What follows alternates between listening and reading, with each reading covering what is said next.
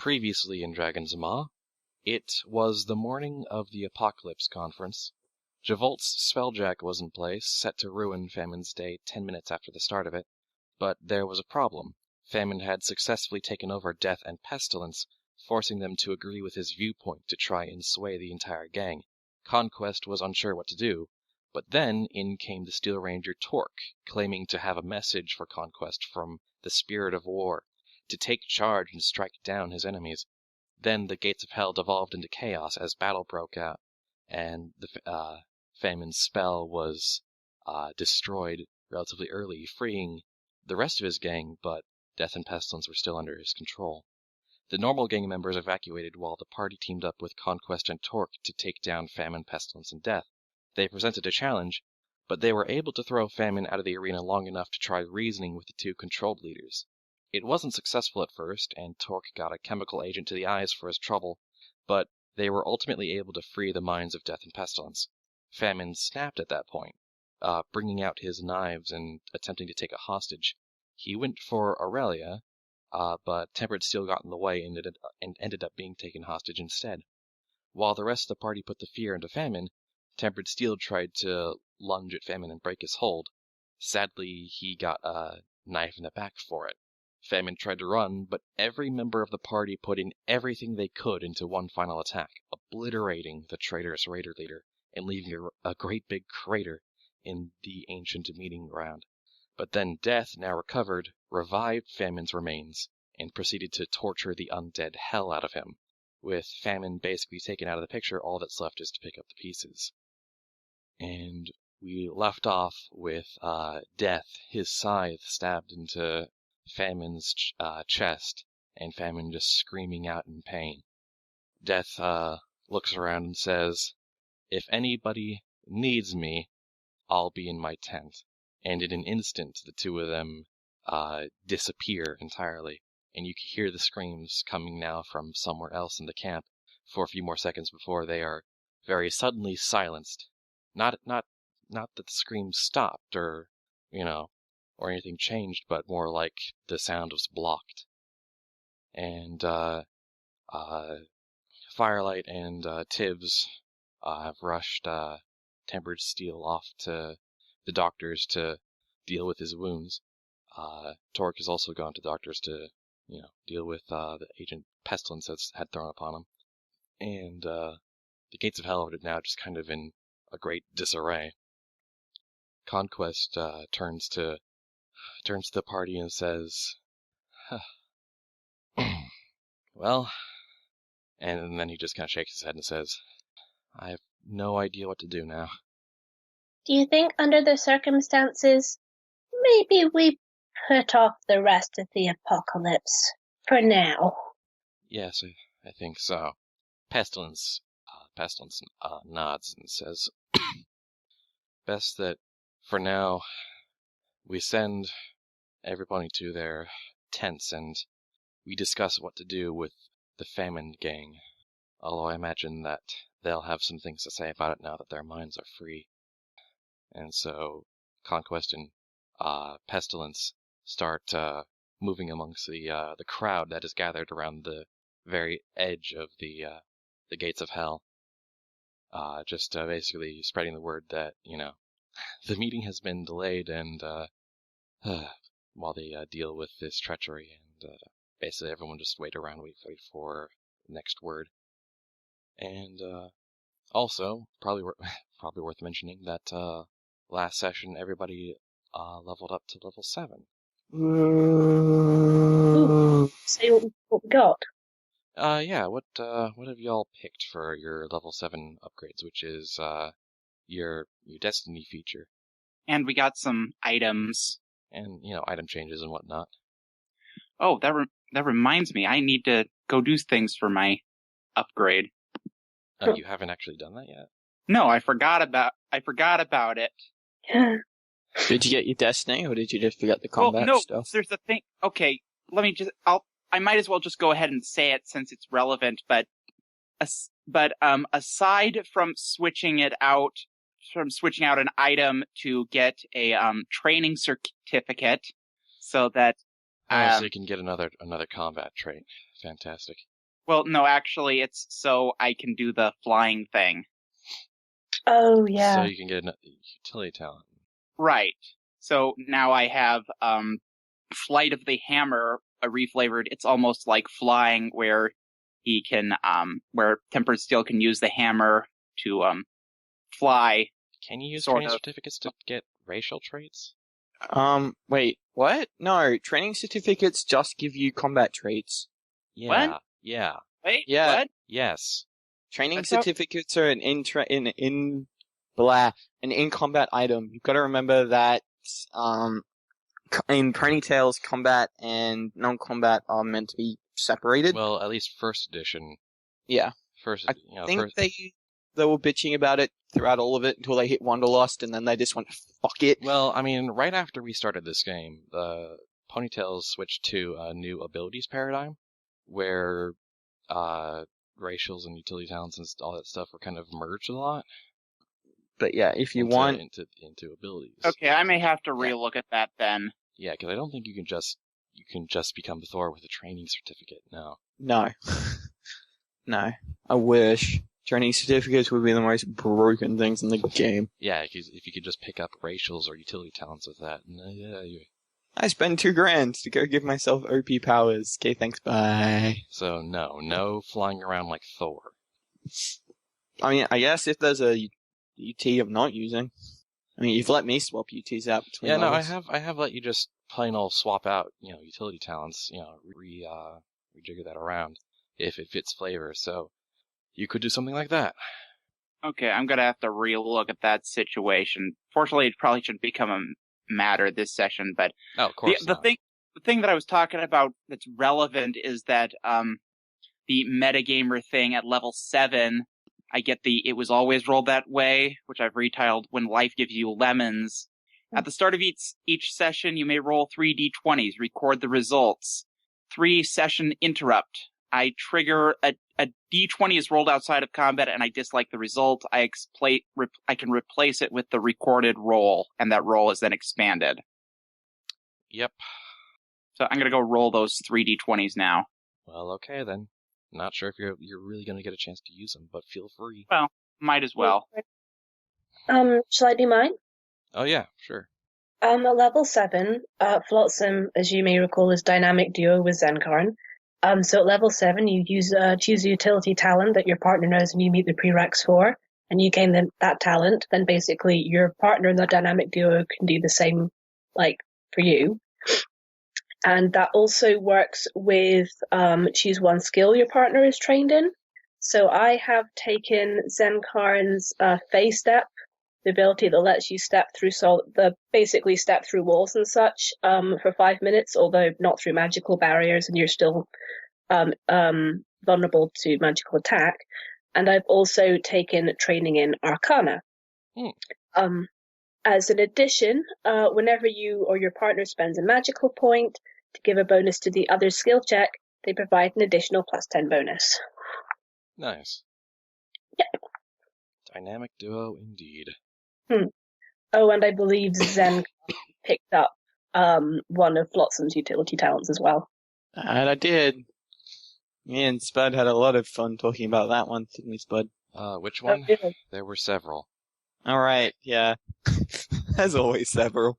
I say, about twice a week, and that's not an exaggeration. I have been trying to turn it down. I honestly don't care. I enjoy it. It keeps me on my toes. Yeah, I guess I'll go. Unless, Tibbs, you want to do yours? I have no idea. I completely forgot to level up. All I know is what the level 7 destiny is for Tibbs, which is miraculous healing. Yep. That's both you and Firelight. Don't you get True Mending and Miraculous Healing? No, Miraculous Healing is the name of that particular section of Destiny. The 2 skills are True Mending and Resurrection. Yep. Which are, you touch a creature and cure it of all permanent physical damage, including normally irreversible ailments such as crippled or missing body parts. And Resurrection, you may resurrect a creature that died of unnatural causes. You must be able to touch the creature, and the creature's body must be reasonably intact. That's about all I know for what level 7 holds for Tibbs. I imagine I'm gonna be probably enforcing some pretty unusual limits on true mending in this setting, considering all the undead ghoulification going around. Yeah. No, it's fine. I'm probably just gonna say right out that you wouldn't be able to like true mend a ghoul or anything that's been ghoulified in that way. No. The way I figured it for true mending, like the ghoul sort of like wipes, to use a really metaphor, wipes the hard drive of what the body is. So like, for true mending for a ghoul would be like being able to stitch a hoof back on or whatever. Yeah, that basically is their healthy form now, you know. Mm-hmm. So I mean, if a ghoul lost a leg after they became a ghoul, would true mending then put the leg back on? Yeah, it would. Cool. I could sure grow another ghoul leg if I wanted to. Hydra! Plenty of Hydra, yeah. Alright. Just sit there, just chopping off their legs, just regrowing them, and using them as weapons. No. No! This is not the infinite. Hey. Well, I mean, really, it's Zenkarn, body parts as artillery has been a concept since, session 1. I know. The thing is, my brain just went to that one Saturday morning breakfast cereal comic where it's where I traps a goblin or whatever in a block, and it's like, because, my arms will always regrow, and it's just like, alright, food for everyone forever then. It was a really weird comic. Wow, you're right. We could actually just do that forever. Yeah, because that's not... Ponies, we don't eat meat. All. Well, actually... Ponies are not supposed to eat meat. Let's not get too far into this. Yes, let's not entertain this. Just, how about you talk about what your level 7 holds? My level 7 holds a lot of random stuff. So, from, Flotsam's Dynamic Duo, guess we'll get to that first, I guess.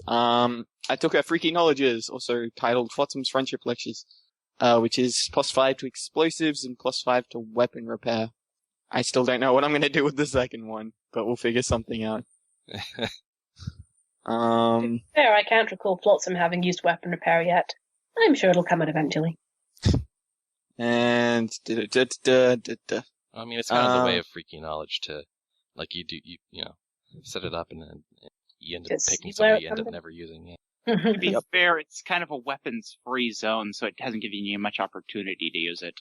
There are weapons. Sort of. Maybe.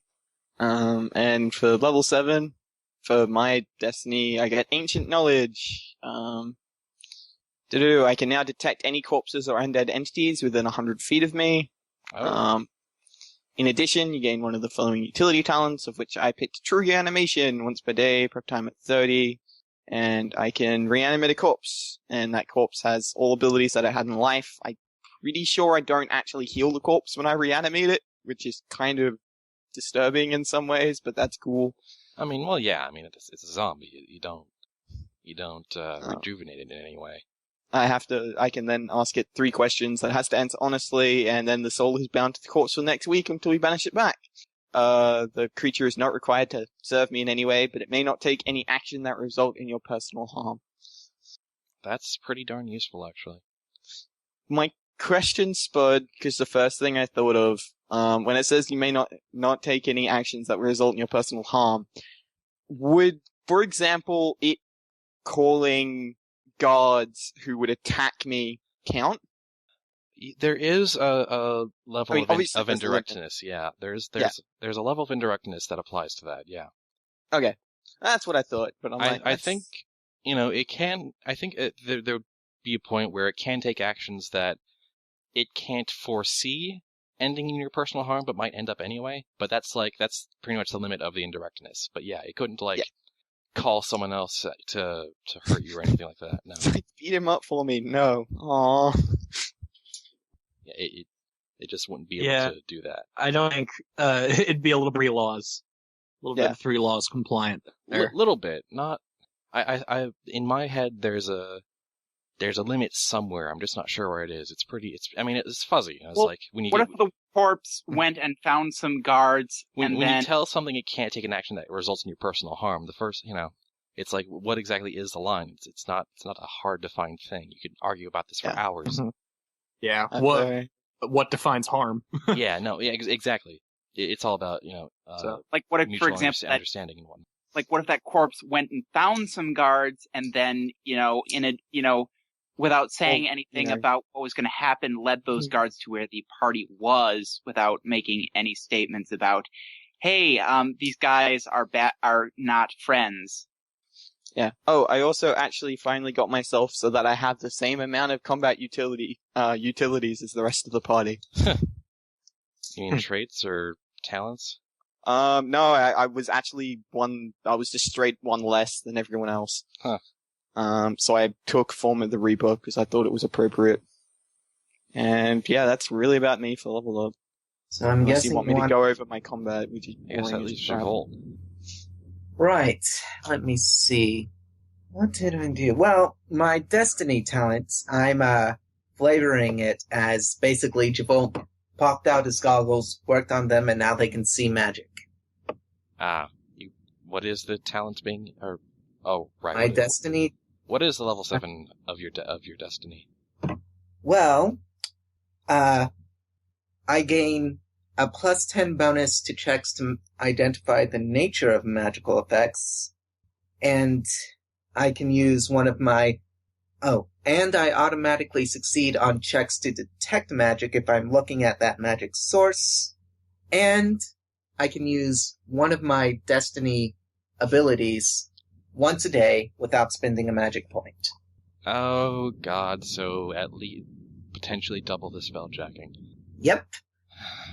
So basically, anything magical around you is gonna have a bad day. Okay. Not necessarily. Javolt doesn't poke at everything magical. True. No, it's only the most critical Sometimes ones. he prods it. Sometimes he prods it. You save it for the most important spells. Wow. Which, the ones with the maximum spanner in works potential. Wow. He only messes with things when it's most likely to make the biggest mess. So really you only needed one anyway, but now you've got 2 just in case. Yep. Fantastic. I'm ready for them dragons. Which are still a thing, right? Yes, they're still a thing. This has been a long arc, I know. And, after this, we'll probably be moving on very hastily, but... See, I know I did a lot of combat modification. I put them in character. Let me just see what I did. We don't need to go super granular. It's not like we Yeah, have basically combat the long and short of it is, in character, after seeing the red lightning, he decided that the shards of smog could be better utilized to regain energy rather than blast it. So now instead of a super powerful but expensive ability, I thought those were used up or something. No, they weren't. It was his ultimate combat talent. So I was wrong. Yeah. Anyway, I guess that's me. And Lapis and Codeman are late right now, so we may or may not get to them later, even though we covered Tibbs, so by extension we've already taken care of Firelight. So, I suppose, to help kind of speed things along, we just kind of skip ahead to after Tempered Steel's operation, since that would be kind of the highest priority thing at the moment. Would be to make sure he's okay. Are they operating on him while he's awake? No, last week it was said, Tempered Steels told them that he doesn't want to be brought back as a zombie if it fails, and then they, used whatever it is to knock him out so they could operate it. Yeah. Choices. Okay. So, but between... And we sedated him. Yeah, you sedated him. Yeah, sedated him. We very much sedated him. So he's very sedate. Is that what you're saying? No, I'm not even going to touch that one. Basically, as a result of the pressure, that's kind of the in-character reason I have for, your skills improving. And between Firelight and Tibbs, Tempered Steel, you come out of this basically all right. You wake up a few hours later, still kind of twinging, but you feel, don't feel like you're missing anything. Body's basically perfectly fine again. And well, I'm not feeling like I've lost my will of my own, nor am I feeling like I'm hungry for brains, so it looks like I survived that alive. Good job. Tibbs is gonna roll his eyes at the hungry for brain comments.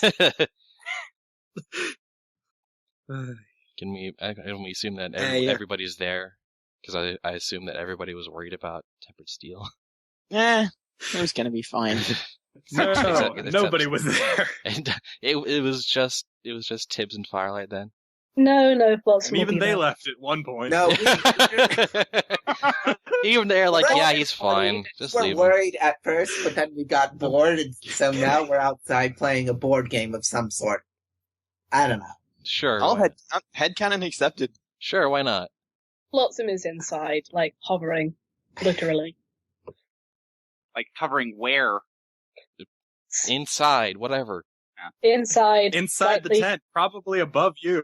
Yeah, basically, yeah. Well, I Slightly mean, above. you wouldn't want to be getting in the way of the operation going on. Yeah, slightly above, but far enough away from the operation, yes. Kind of like looking over your shoulders. Well, I mean, I'm sure the operation only lasted for a limited period of this couple hours later. I mean, there's probably time where or the sedation needed to wear off. Can we just skip past it? Flap, flap, flap, flap, flap. Yeah, Are you guys going to come out and tell us he's awake? I assume Firelight probably, or Flotsam, yeah. Alright, Zencon will nod to Travolta and be like, we'll be back in a sec. Go in, look over at Tempered and be like, have to admit, some of my finer handiwork. He's joking at Steel. Flotsam gives him a very gentle pat. Well, you were really brave. No problem. I offer to... Tibbs will. Volt's voice comes in from outside. I offer to improve, but they turned me down. Hey, don't mess with what Thank you for turning Dr. Joel down on that offer. Tibbs, Honestly. who is now sitting in the corner of the tent, basically just trying to rest, covering his eyes with one of his hooves, just goes, "You're welcome, mate." That was not the easiest operation I've ever done. Well, I'm guessing you probably don't operate on a whole lot of Minotaurs, so there's that. That too. That is also true. You're lucky I like you. You're lucky I like you, mate. Otherwise, that would have cost you a lot of cap. Well, And I feel like this would be easier if we actually had Firelight here right now, but... And we weren't all kind of sick and just kind of groggy anyway. Well, there's that too. No pressure, guys. No, let's just... I have things. Oh. Hey, Steel, will you be okay if I leave you alone not alone, but leave you with, these guys for a bit? I kind of want to see how some of the, famine gang are doing. Yeah, I think I should be good. I should probably go with her. What? Well, I am the one responsible for their freedom. Yeah, Oh actually. boy. Aurelia just... That was really good, Default. Hey, Tibbs, I'm thinking I want to go and check in on Locust. Are you wanting to come, or do you need to have a rest after that operation? Okay. Just snooze if you don't mind. I'll get in her later. Alright. I didn't actually hear all of that, but I'm assuming he declined. Yeah. Oh, yeah. Internet. I'll turn to Flotsam if she's about to leave. I'll be like, can I borrow the B team radio before you go? I'd like to check up on them before I forget about it again. Yeah, of course. Say hi to Short Circuit for me. She passes him the radio. I will. That reminds me, did either Torque or someone else let the Steel Rangers know that things are more or less okay? Probably. Torque, what happened to him was he also went to one of the other doctors to just kind of wash out and recover from whatever the thing pestilence threw in his face. And then multiple things pestilence threw in his face. Yeah. And then yeah, he radioed back to let them know what had happened and that things were okay. Woo. So yeah, the B team radio then. Fair enough. I'll head out, make sure I'm not disturbing Steel any more than I already have been. And yeah, I'll call in, unless you want to do Flotsam stuff first. Sure, call in. Alrighty then. So you fire up the radio and call out, and then you hear a very loud burst of static, and then just Lilliput's voice going, "What? Why are you calling now?" And you hear sounds of gunfire over the radio. God damn it, guys! What have you got yourselves involved in this time? Now's super not a good time. We found the executives. Where are you? We had to leave the mall for a bit. The executive has this operation outside, just a bit outside of Flame Tongue. It's a cat press. A really, and you hear an explosion and more gunfire. A really well-armed and fortified cat press. And you hear this warbling voice, nearby shout out, "Please, you gotta get me out of here. I don't want to die." Shut up, Hammer. Just shut up. Do you want some backup? I mean, we're not all healed, but we can probably get to you as quick as we can, at least. Where are you? Apocalypse? Look, that's a long story. You're more important. And that's a long way. No, you're not getting here in time to back us up. Look, we'll call you back when we're done. This is not going well. Oh, Lillipad out. And then hang in there. The radio call drops. That was about what I was expecting. Have to admit. Alright. Who's around that's still awake? Just me, really. And awake? Actually, well, it seems that Steel's still sedated. Tibbs is snoozing. Steel's awake right now. Oh. Actually, where's Chica during all of this? Chica and Aurelia have been kind of hanging around the tent waiting for Tempered Steel as well. Fair enough. They started an NPC support group. Anyway, Dally Flotsam and Javolt. Sorry. Yes, you head up towards the direction of the famine tents. Yep. And you find the biggest gathering of famine raiders, basically near one of the bigger tents. Like there's a couple tents close to the command tent that are fairly sizable, but not quite as big as the command tent. And you see a big kind of gathering happening there. And it looks like a lot of the famine members are just kind of speaking amongst themselves and trying to piece together what happened and what they're going to do about it. Flotsam is going to signal to Javolt that she's going to fly up and take a look, and she's going to flutter up above the heads of the crowd and see if she can pinpoint either Scales or Locust. Preferably Locust, but if she can't find Locust... Javolt is just going to stride through the crowd and say, "No need to be alarmed. I am merely here to help." The crowd is quite alarmed.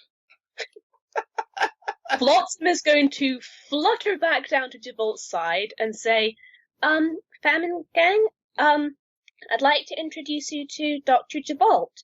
He is the one responsible for breaking Famine's mind control on you.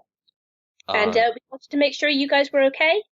From the nearest to the two tents, you see the crowd kind of part a bit as Scales and Locust approach you. Scales kind of giving Javolt a dirty look, saying, "Ah, right, the annoying donkey from last night." Well, I put a lot of work into being annoying, in that particular instance. So how exactly did you manage this? I thought it was that Steel Ranger's speech that broke our spell. Well, I must admit, you helped me quite a bit. But what? How Javolt, exactly were you involved? How you did it. Ah, well, yes, that. Sorry, I'm a little Slow. Sometimes things Says seem Locust. obvious to me, and I don't. He's eccentric. Yes, that is a good word for it. At Anyway, this point, the famine crowd's just kind of murmuring, like, what in the world? What's this donkey doing here? I'm not Tell them how deaf. I'm just missing half an ear. They don't really seem to care. Tell them how you managed to hack the spell from the from Scales?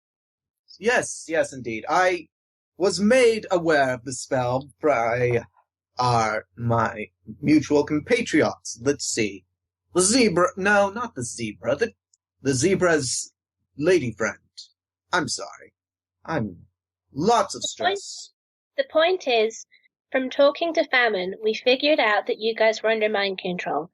Javolt managed to bump into Scales, managed to access the mind control through Scales, and then managed to set up a degradation so that the mind control would stop partway through the meeting when Famine would be surrounded and in no fit state to put the spell back on you.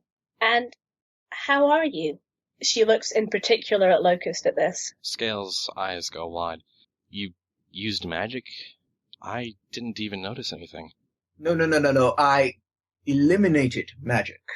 You modified a spell. That takes a certain level of magic. No, it does not. It does. Shh. No, it does Just not. pretend It does. it's What? Excuse me, what was that? Flotsam will flutter over to Scales. It makes him feel better to think that it's science. Just go with it. All right. Locust looks around at the crowd and says, honestly, all just very relieved but very confused. He's been in control of us for quite a while, and a lot of us were rather resigned to that, not sure what to do or how to conduct ourselves. And then there's the matter of, well, a lot of our gang was sent off to work for the executive. A few more after the spell broke. They just ran. We had a few deserters, and well, now there's less of us now. And you notice that the crowd definitely looks a bit smaller than the group that had gathered for the Gates of Hell. Assuming that this is the full group, which. Sorry. Hello. Hey, Goodwin. Hi, Code. We're just kind of doing a bit of a day-to-day session. We've kind of gotten past the part where you guys were operating on tempered steel, and right now, Firelight and Javolt are kind of meeting up with the Famine Gang to kind of... It's Flotsam and... the Flotsam and Javolt are meeting up with the Famine Gang to kind of check in on them. Okay. But, yeah, the group definitely looks a bit smaller, assuming that this is the whole Famine Gang. Did a lot of them abandon? Or? Yeah, Locust says we had a few. This isn't everybody. A few of them are resting back in their tents now that they can get some proper sleep. But we did have quite a few deserters after Famine's spell broke. They just wanted to get as far away as possible. I suppose that's reasonable, given all that has occurred. And then there are many more that are far away from Apocalypse, working for the executive now. I don't know if the spell was still working on them. They might be very confused now as well. So they were recruited by the executive while they were under mind control. That's what we assume, yeah. That sucks. Well, Unless they were the ones who didn't need mind control because they already agreed with Famine's viewpoint. maybe. Still, though. But yeah, Well- we've just been comparing stories, and yeah, it seems like his spell was affecting most of us here, almost all of us. Almost. Well, we can only for all appearances, every single pony. Don't know if Even that one foal? not the children. Huh. Yeah, that's why we say almost. It's all of the active working members of the gang. So, I wonder why he spared the children. I mean, Well, it's a he good doesn't- thing that he did, but Because can't- they'll listen to their parents. What? They'll listen to their elders. It's about there are some ponies that Famine doesn't think capable of free will. or just not not enough of a threat to be worth the trouble. Exactly. Remember how he decided he didn't bother trying to mind control Conquest? He underestimated ponies. Yes, I suppose arrogance can be a flaw. Yep. Lucas just sighs and says, "That's basically it as far as we go. We're just trying to figure out what happened to us, what he made us do, and where do we go from here." Well, when Apocalypse resumes, that could maybe be something you could bring up. But who represents us? Well, Javolt gives Locust and Scales a long look. It may be that perhaps the one with the most experience and the one with the most drive should lead. You know what our thoughts are? She looks between the two of them. And you know what Conquest recommendations are. But of course, it'll be up to you guys, and you'll need time to recover a bit. But Scales looks around and says, "It'll be up to everybody who chooses to stay." exactly. Listen, I figure we should probably let you be for now. Yes, I mean, we still have much to discuss. Of course. I guess I just wanted to ask if there's anything we can do for you. You've done plenty enough, thank you. Okay. Take care. She'll kind of wave and then gesture to Javolt that they should go, and then flutter off. You hear a number of the famine raiders around you, mutter out their thanks as you move out. That went reasonably well, I think. Yeah. I hope they'll be okay. But I mean, death and pestilence and famine will help. Death and pestilence and conquest will help them get back on their feet, I'm sure. Yes, they will. Javolt sort of glances back and looks at his claw, and he shrugs and says, "They have a high probability of being mostly alright." I think I'm gonna go check on Steel again. Oh yes, Steel, the Minotaur. Actually, hold on. He turns back to the Wandering Famine Gang and says, "Excuse me, did you hear about the Minotaur?" A couple of them at the edge of the crowd just kind of look at you going, "What?" The Minotaur, the one who bravely went solo against your former leader. Yeah, some of this gang just kind of rolls their eyes and turns away, but one at the edge just kind of squints his eyes and says, "What about him?"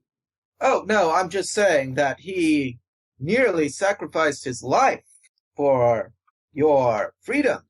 Yeah, we saw. It was one hell of a battle, yes. Flotsam tugs on Javolt's cape.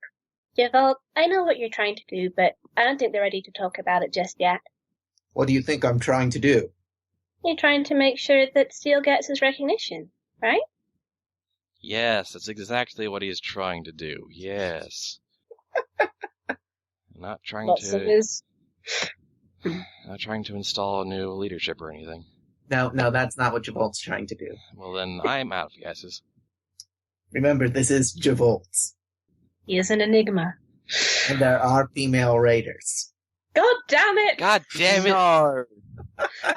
No! We've gone so long without needless shipping. You just had to go there. Frankly, I actually like the theory that you were trying to set him up for some kind of leadership better. Not that I would have that was the idea I liked, but anyway. But yes, the famine gang just kind of gets back to their own discussion as you guys walk away. Oh well. Maybe they'll listen, maybe they won't. The shipper grandpa. Does deserve a little happiness, after all. I mean, have you seen any other Minotaurs in the wastelands? Any... Huh? It just goes over Flotsam's head. Complete ignorance.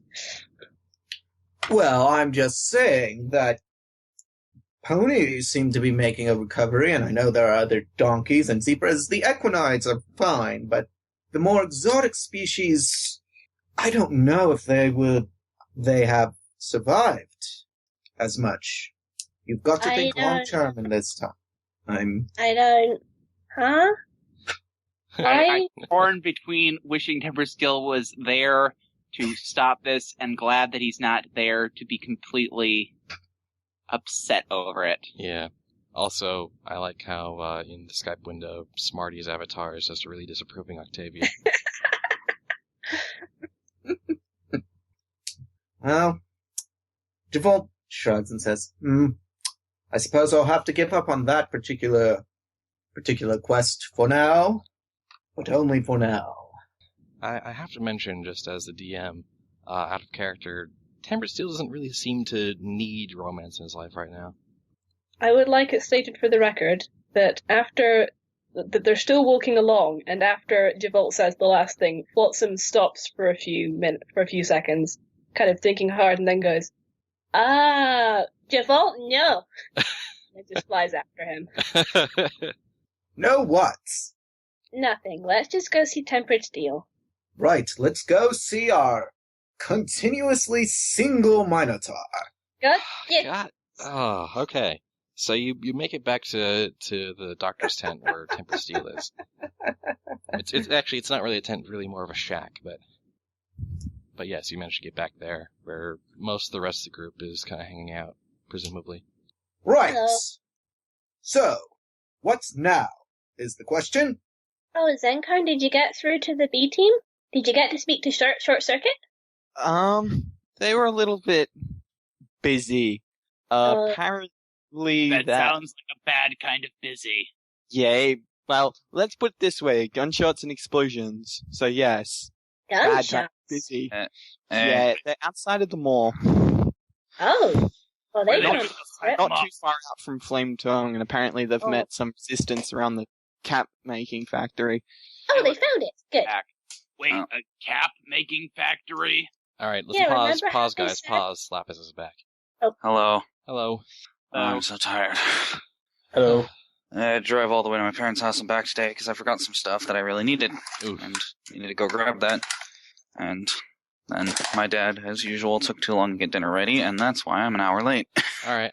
Well, we're just having kind of a chill denouement session right now, just to kind of wrap up any details you want to wrap up after the fight at Apocalypse. We've gone through Tempered Steel's kind of treatment. So he's been healed by Firelight and Tibbs.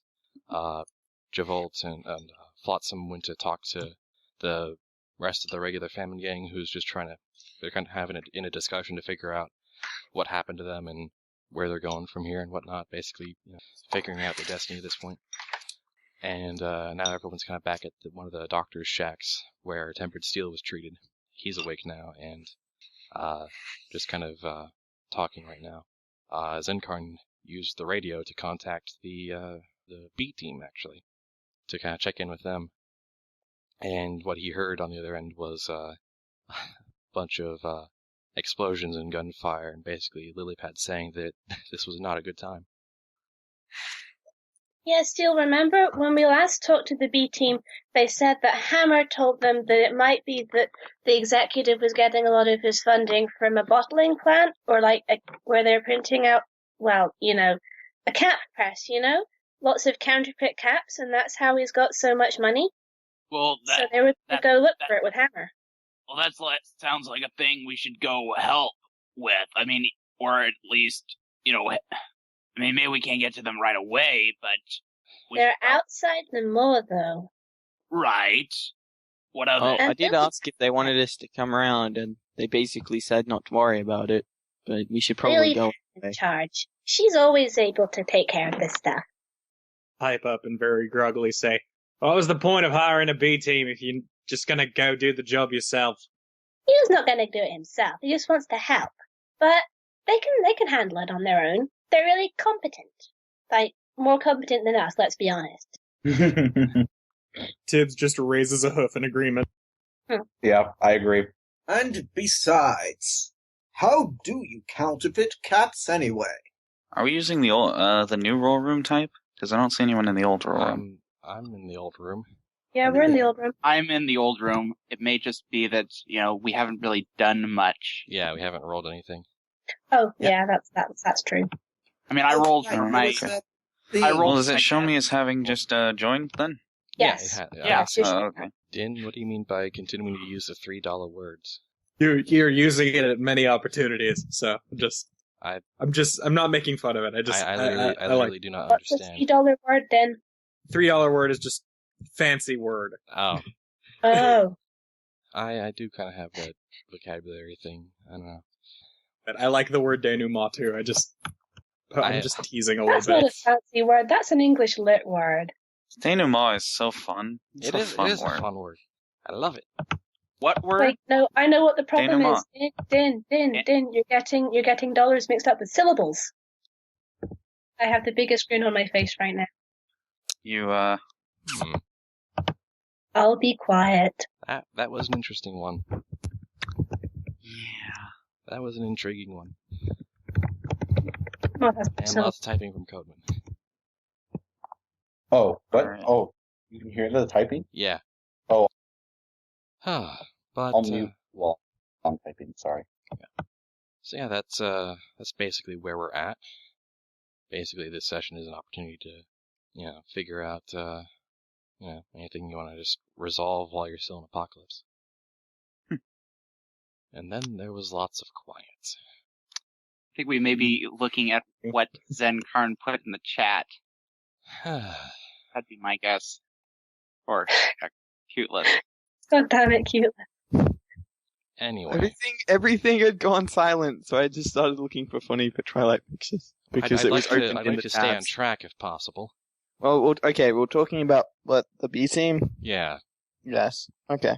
Although that I'm sorry. conversation has kind of That's- run out. I'm sorry, I can't remember what the last question was. Make a new question because the last question has been forgotten. Well, Yeah. what now? Yes, what now? Well. Okay, I out of character, I remember that you wanted to ask Javolt to do something. Oh, right, Oh. I did. Man, thank you. I almost forgot, and Spud was like, God damn it, we were so close. forgot. What? That's right, I was gonna ask Devolt to make bone armor for me, using Fabricate. Oh, right. I cannot if you prefer I didn't, Spud. I honestly, I don't have any objections to you doing it. I don't know what exactly my objection is, but I have no objections to you actually doing it. I'm confused. I think it's just like a little juvenile, I guess. I don't know. It's kind Seems of, fairly standard. yeah, you say it's juvenile, yet, Zenkarn's really going for that whole necromancer vibe, and it's pretty standard. I guess what's armor happening is that and unconsciously I'm thinking of all the ramifications of you really going whole hog into the necromancer persona, and I'm like, everyone's gonna have very different reactions to you once this is over. I think I've kind of hit the point where hiding it now is kind of irrelevant. Everyone sort of knows. Fair enough. Yeah, I'm pretty sure enough stories of the Dragon Mawlers have gotten out that anyone who doesn't know we have a necromancer has just not heard of us. Yeah, it's just been hiding under a rock, yeah. Like starting sessions probably wouldn't have been appropriate. Now, when we're facing people we want to be like, fuck you, we're as intimidating as everyone else, it seems like a good idea to me, at least. Yeah. That's Yeah, just but me. Fair enough, and that's why I don't really have objections to it. I think that this is a good time for that. I'm just sitting here going, oh god, we've got someone in the party who is wearing bone armor. Oh god. I mean, Even worse, wearing bone armor of my fallen foes. Well, my race. I've said it before, about half this party could be the villain of a different campaign. Yeah. Yeah, but Zenkarn's like really the only one who's pushing that. I mean, you've been basically unassuming this whole time with just the basic cloak, but also, Kat heard that. Well, Well, if I I mean, can, then yeah, I'll do that, but I'll have to go and get some You'll have supplies. to get some bones. And you'll have to ask Javolt, because Javolt is still just standing around. Roleplay. Yeah, that's roleplay it odd. out. Alright, Mother bucket. I'll sort of pump up and, like, because the conversation sort of died, I'll sort of sit there and tap my hoof and mutter something. I'll be like, idea. Hey, Javolt, can you make anything else apart from, vests? Javolt sort of dramatically rummages through his equipment, pulling out basically everything he has under his enchantment, giving it a long look, then putting it all back in and says, I think so. I would not have taken you for the kind that would want to become a cyborg, Zencard. No. Actually, that is a good question. Man, that is a really cool idea, actually. Oh, no. No, You we're not cannot doing seriously cybernetic. consider Cyborg, Zebra, Necromancer. upgrades from Javolt? That is a terrible idea. We're not doing cybernetic surgery I on upgraded anyone. myself, and look where it's gotten me. In the middle of a very you aren't powerful exactly gang of raiders, the and not picture. dead. You aren't exactly the picture of health either. Hey, no, I wasn't talking about cybernetic enhancements at this point. That could potentially be cool later, I'll keep it in mind. What have I done? Well, yes, of course, if you go for cybernetic enhancements, you should probably consult with Chica first. She might also be impacted. Chica just kind of shoots you a very strange look. I'm gonna hazard a guess I'm that just saying that this does affect certain... Anyway. No! Just stop! Did go there. I can't be blamed for this one. That's just Javolt. Okay. Thinks Chica's- everything needs to be a full relationship. Chica's changeling face goes a little bit red and says, "No, stop that! Stop!" No, I've Okay. stopped. You're Okay. the one who's keeping going on. Okay.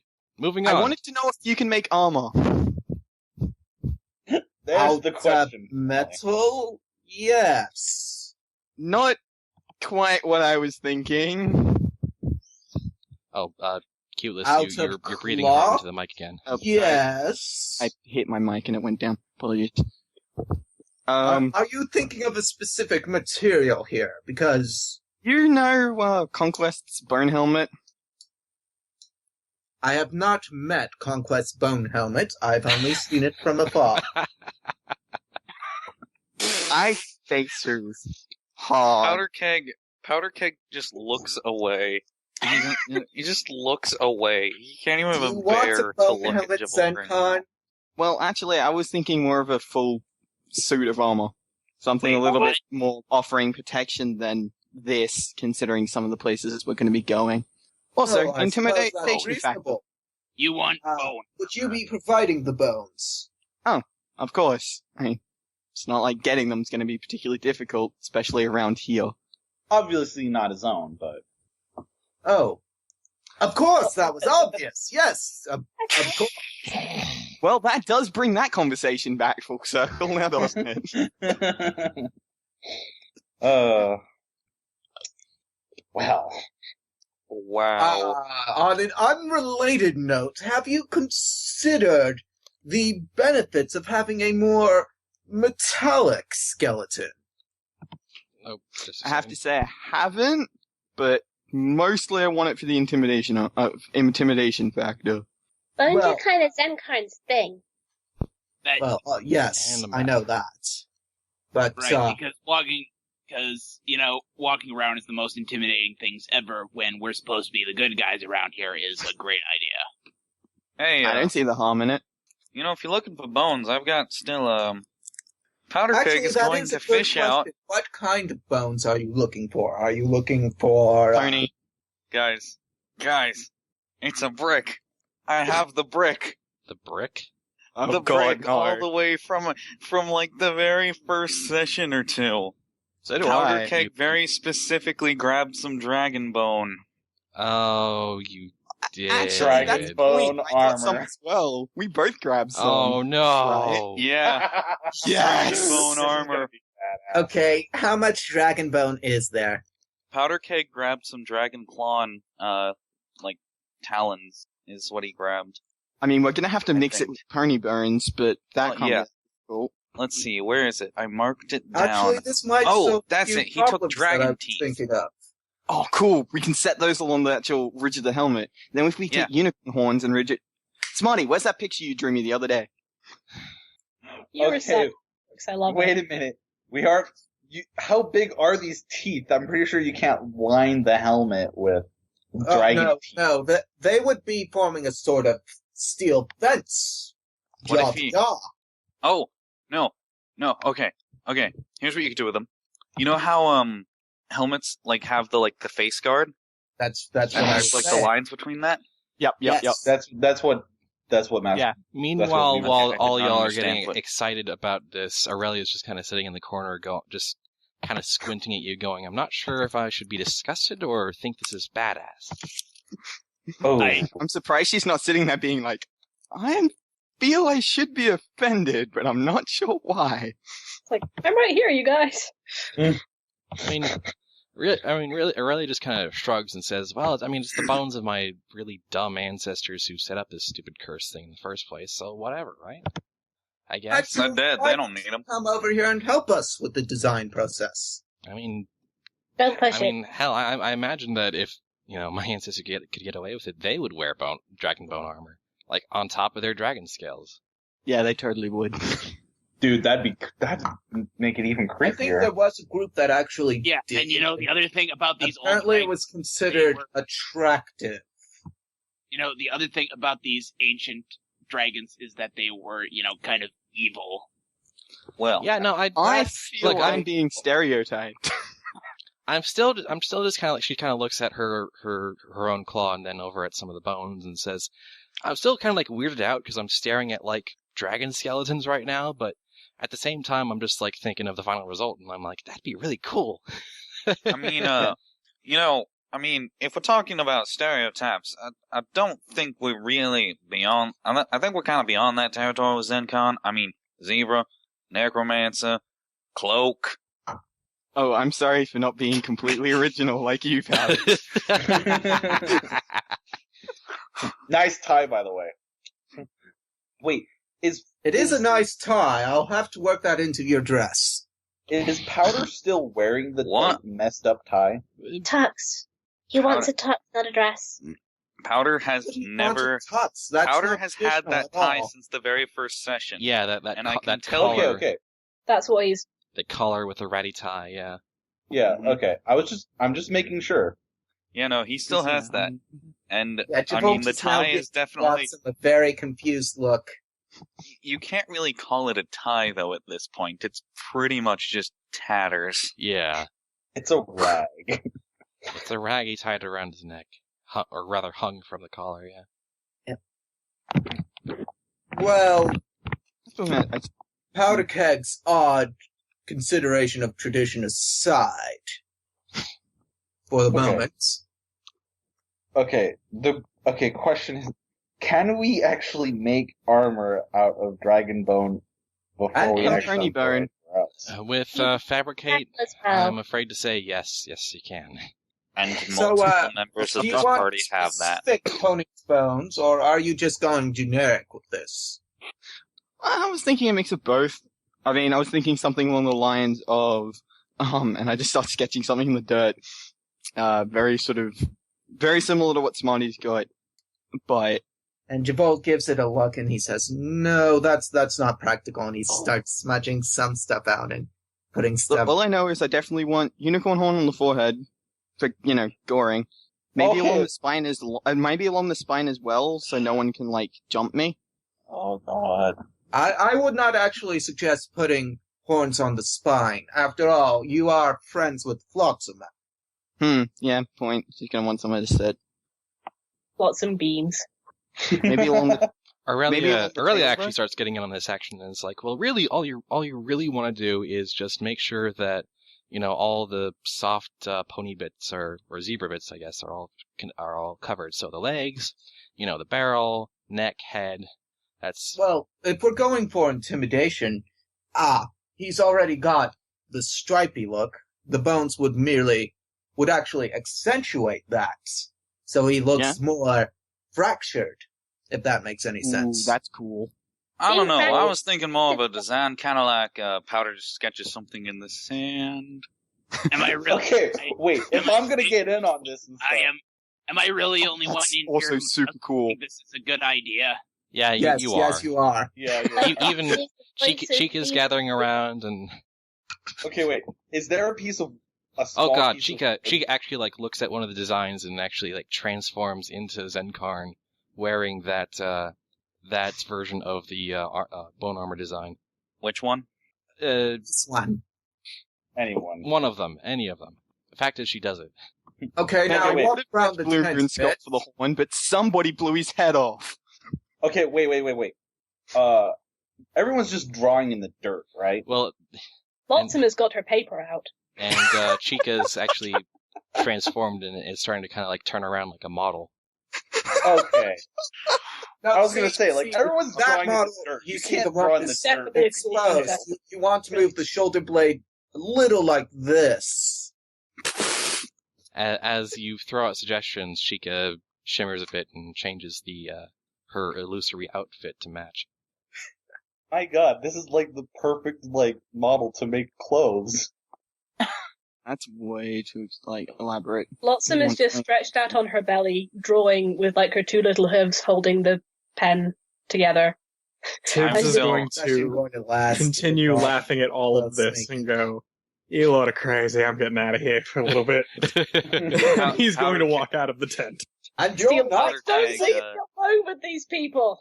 Tempered Steel is going to is Tempered Steel on a bed like with sheets and all that? The positioning I have in mind is that most everyone is outside of the Doctor's shack. Tempered Steel has kind of been left inside. You are well enough to kind of get up and walk around, but yeah, everyone's kind of outside. Well, if they've all kind of moved drawing on the outside, ground, and he's not gonna. I mean, he's going to just stay inside where they're not.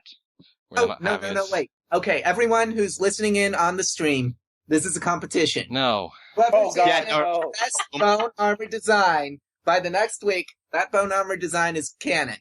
Oh, come on, Spud. Oh, don't do that. Go to the No. Tumblr, send it in. No. No. I kind of. Oh, I just want to see people For something that only exists in the spoken word anyway, I don't know. Yeah, That like was- if this were maybe like a thing where we like actually drew everything all the time, Oh, come but on. You we have know- the occasional drawing in animatic. I'm gonna say, I would say, Oh, bless the no chat. competition, but feel free to make whatever you Yeah, want. let's not make this a contest, but feel free to All right. to Yeah, I design guess this. that's fair. Yeah. I mean, if any of them are exceptionally standout anyway, we'll probably just adopt it Well, for- as the. The probably most I'll just impressive one pick will one. probably be integrated into canon anyway, so. Chaotic finish, not a bad. Yay!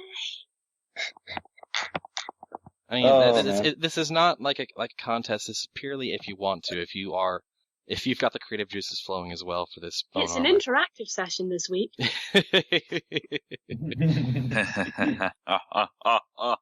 Yeah, I'm not sorry, Spud. I'm not So- sorry in the slightest. Okay, so getting down to kind of more the nitty gritty. Yes, both Zenkarn and Powderkeg have collected a few dragon bones and held on to them all this time, which means you've got some dragon bones to work with. I'm not entirely certain of the quantity though, and I'm not sure you could get a full suit out of all of that alone. You probably need to. We're going to add pony Well, I bones. need a unicorn horn or two anyway. You need to. So yeah, we're going to use a pony skeleton as a base, and we're going to use the dragon bones as, I don't know. So where are you getting the pony bones? I really shouldn't find this. Sorry. My level- Oh. Well, I mean, if I just walk out of Apocalypse, my level 7 Destiny just finds me corpses, so... Fair enough, but it's You also can worth it's buy also them worth on the mentioning. market. It's There are also pony worth bones on the market Wait. here. it's also worth It's also worth mentioning mentioning. that Fabricate it does allow you to reshape material, but the quality and strength of that material matches whatever the source was.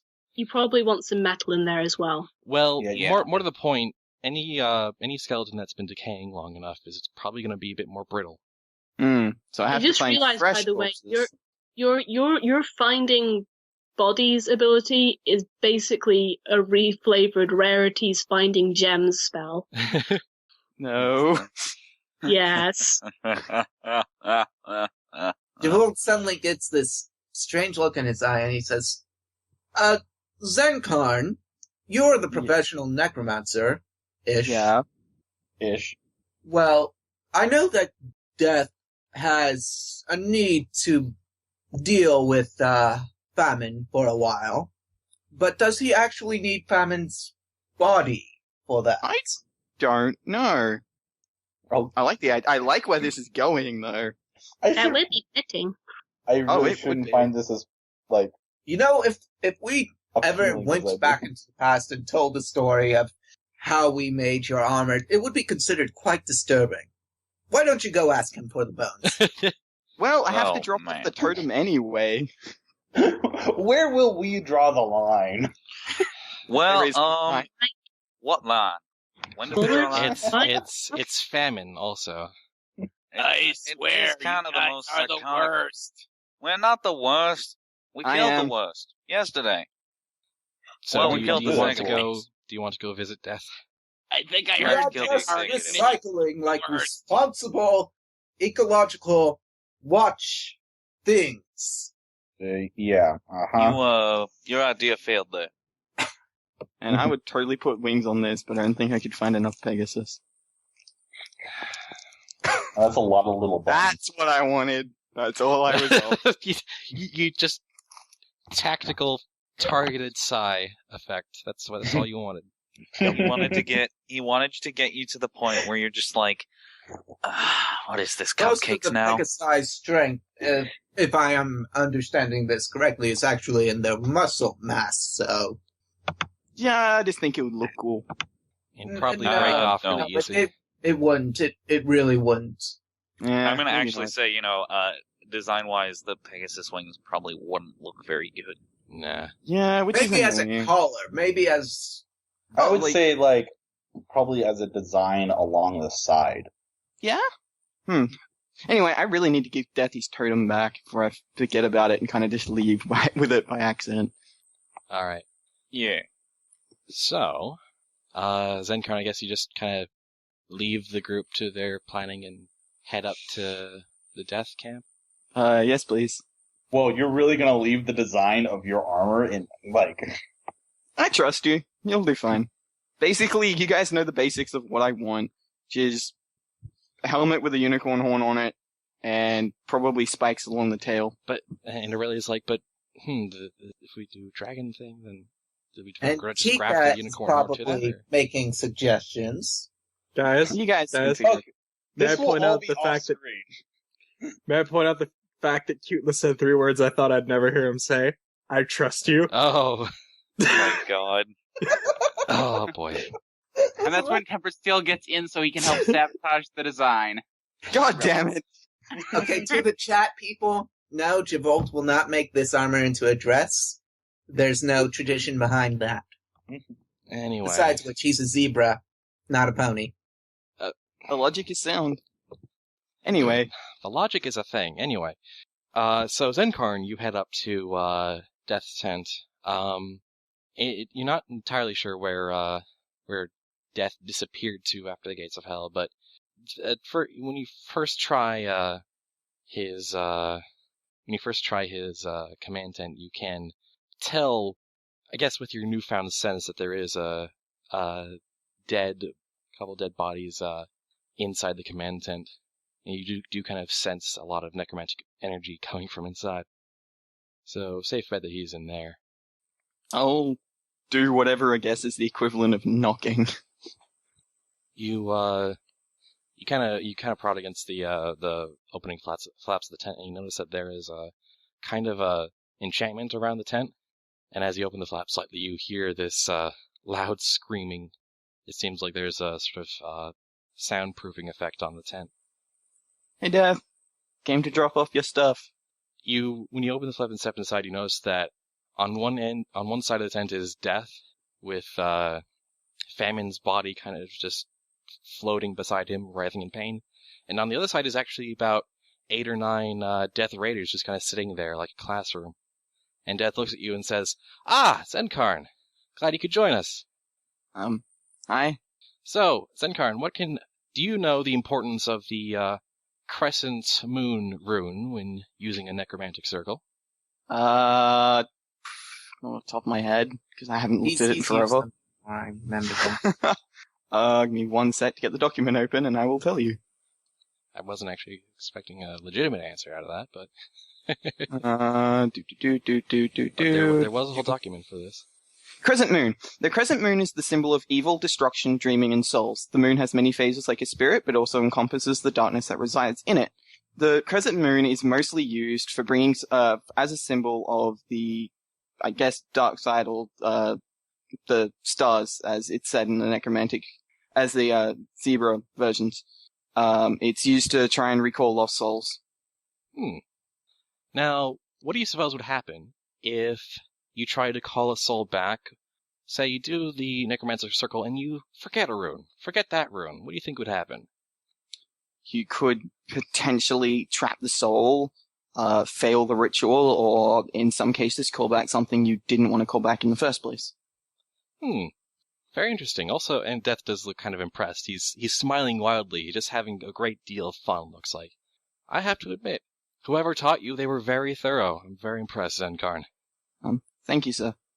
And, you see just kind of glowing in energy, you see a rune appear below Famine, and you notice that the crescent moon, symbol is missing from it.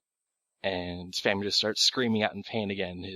His body just kind of, hard to say, it kind of fluctuates between this sort of husk-like state and the sort of zombified, slightly revitalized, and he just, his screams take on this sort of demonic undertone, and it's very unsettling. And Death just kind of grins and says, yes, trapped, somewhere between, our world and the next, fighting for control with some other soul-like entity. Yes, I'd say the Crescent Moon Rune is important when you're trying to bring back a soul, isn't it? I guess it's unpleasant for the soul if you're not doing it properly, isn't it? Yeah. Very educational, isn't it, class?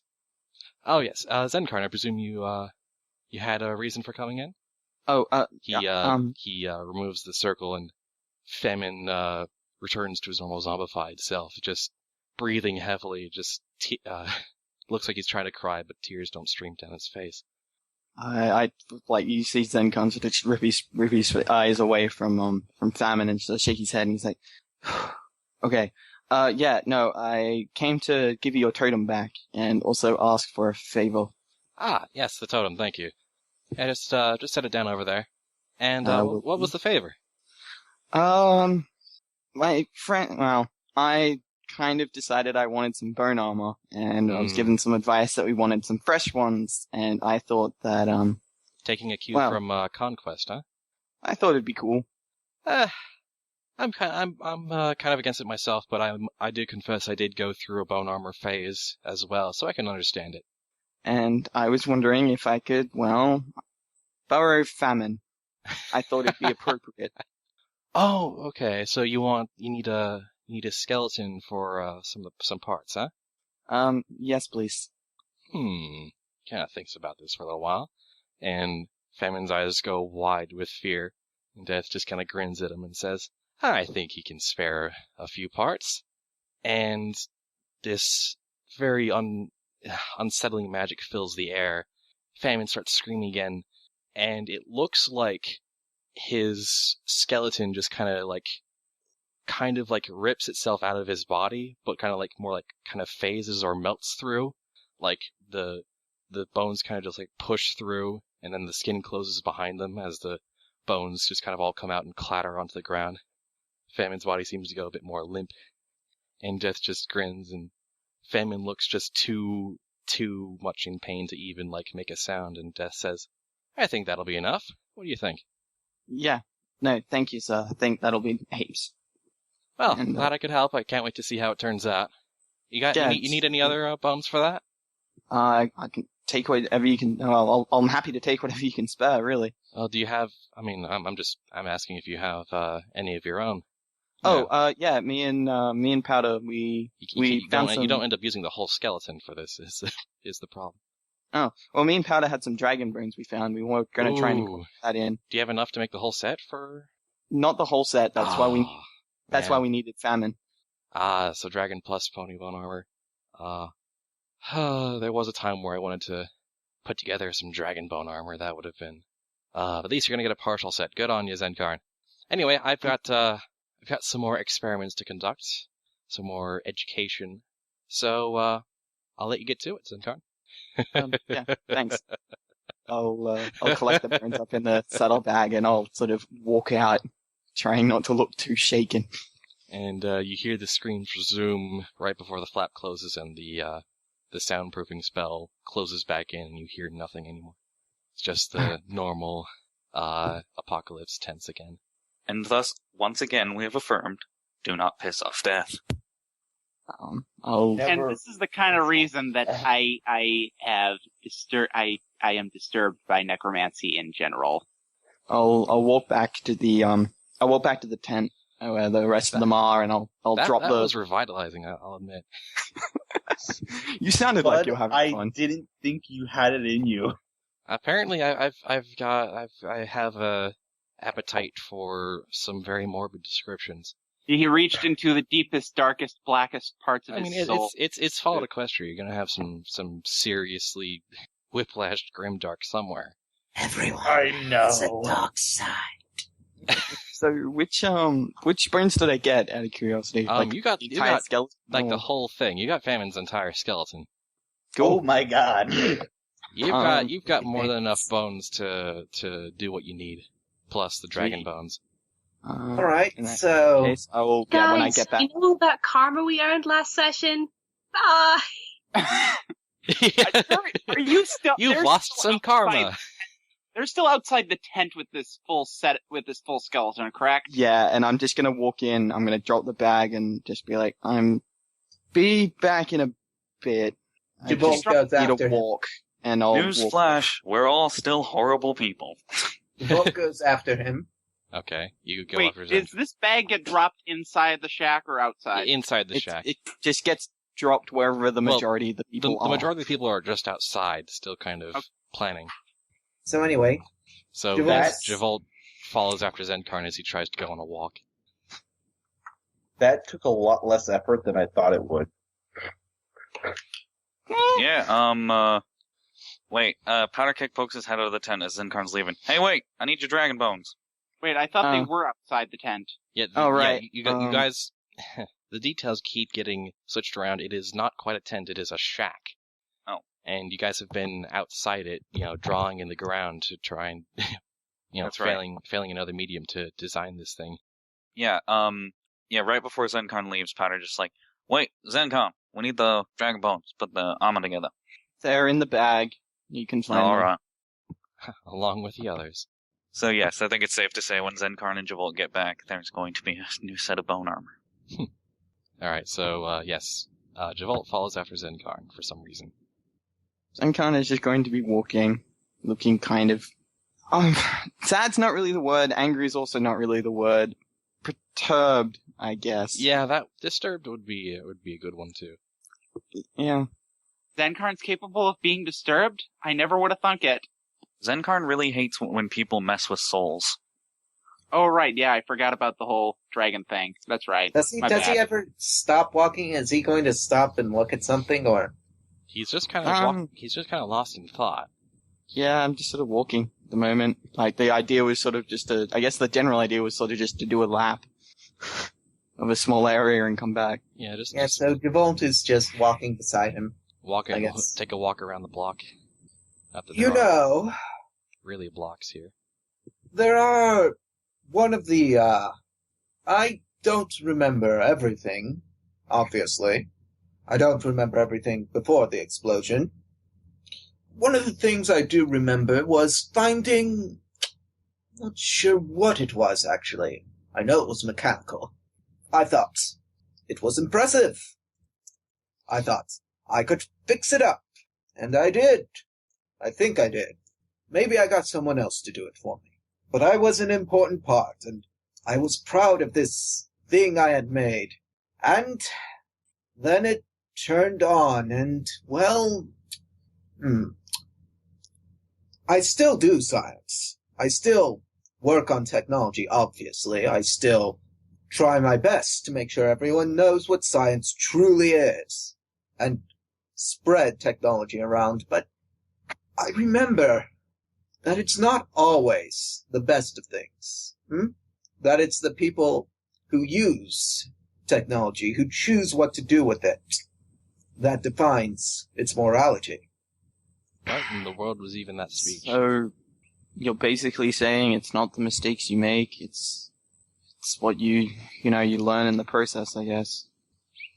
That's not at all what I was saying, Yeah, but true. That wasn't very clear, Javolt, at all. Basically, I'm saying that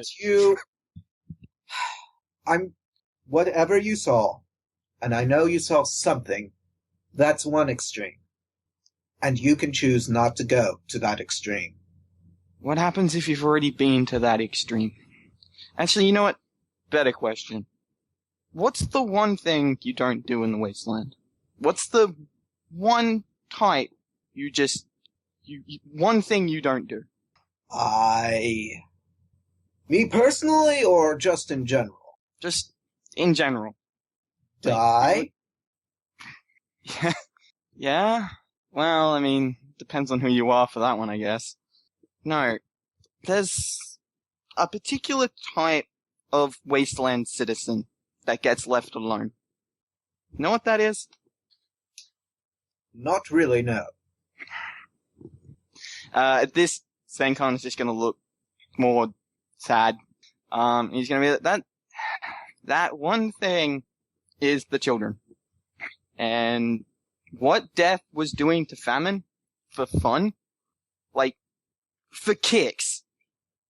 No, I'll just clam up at that point and just keep walking. I walk after him.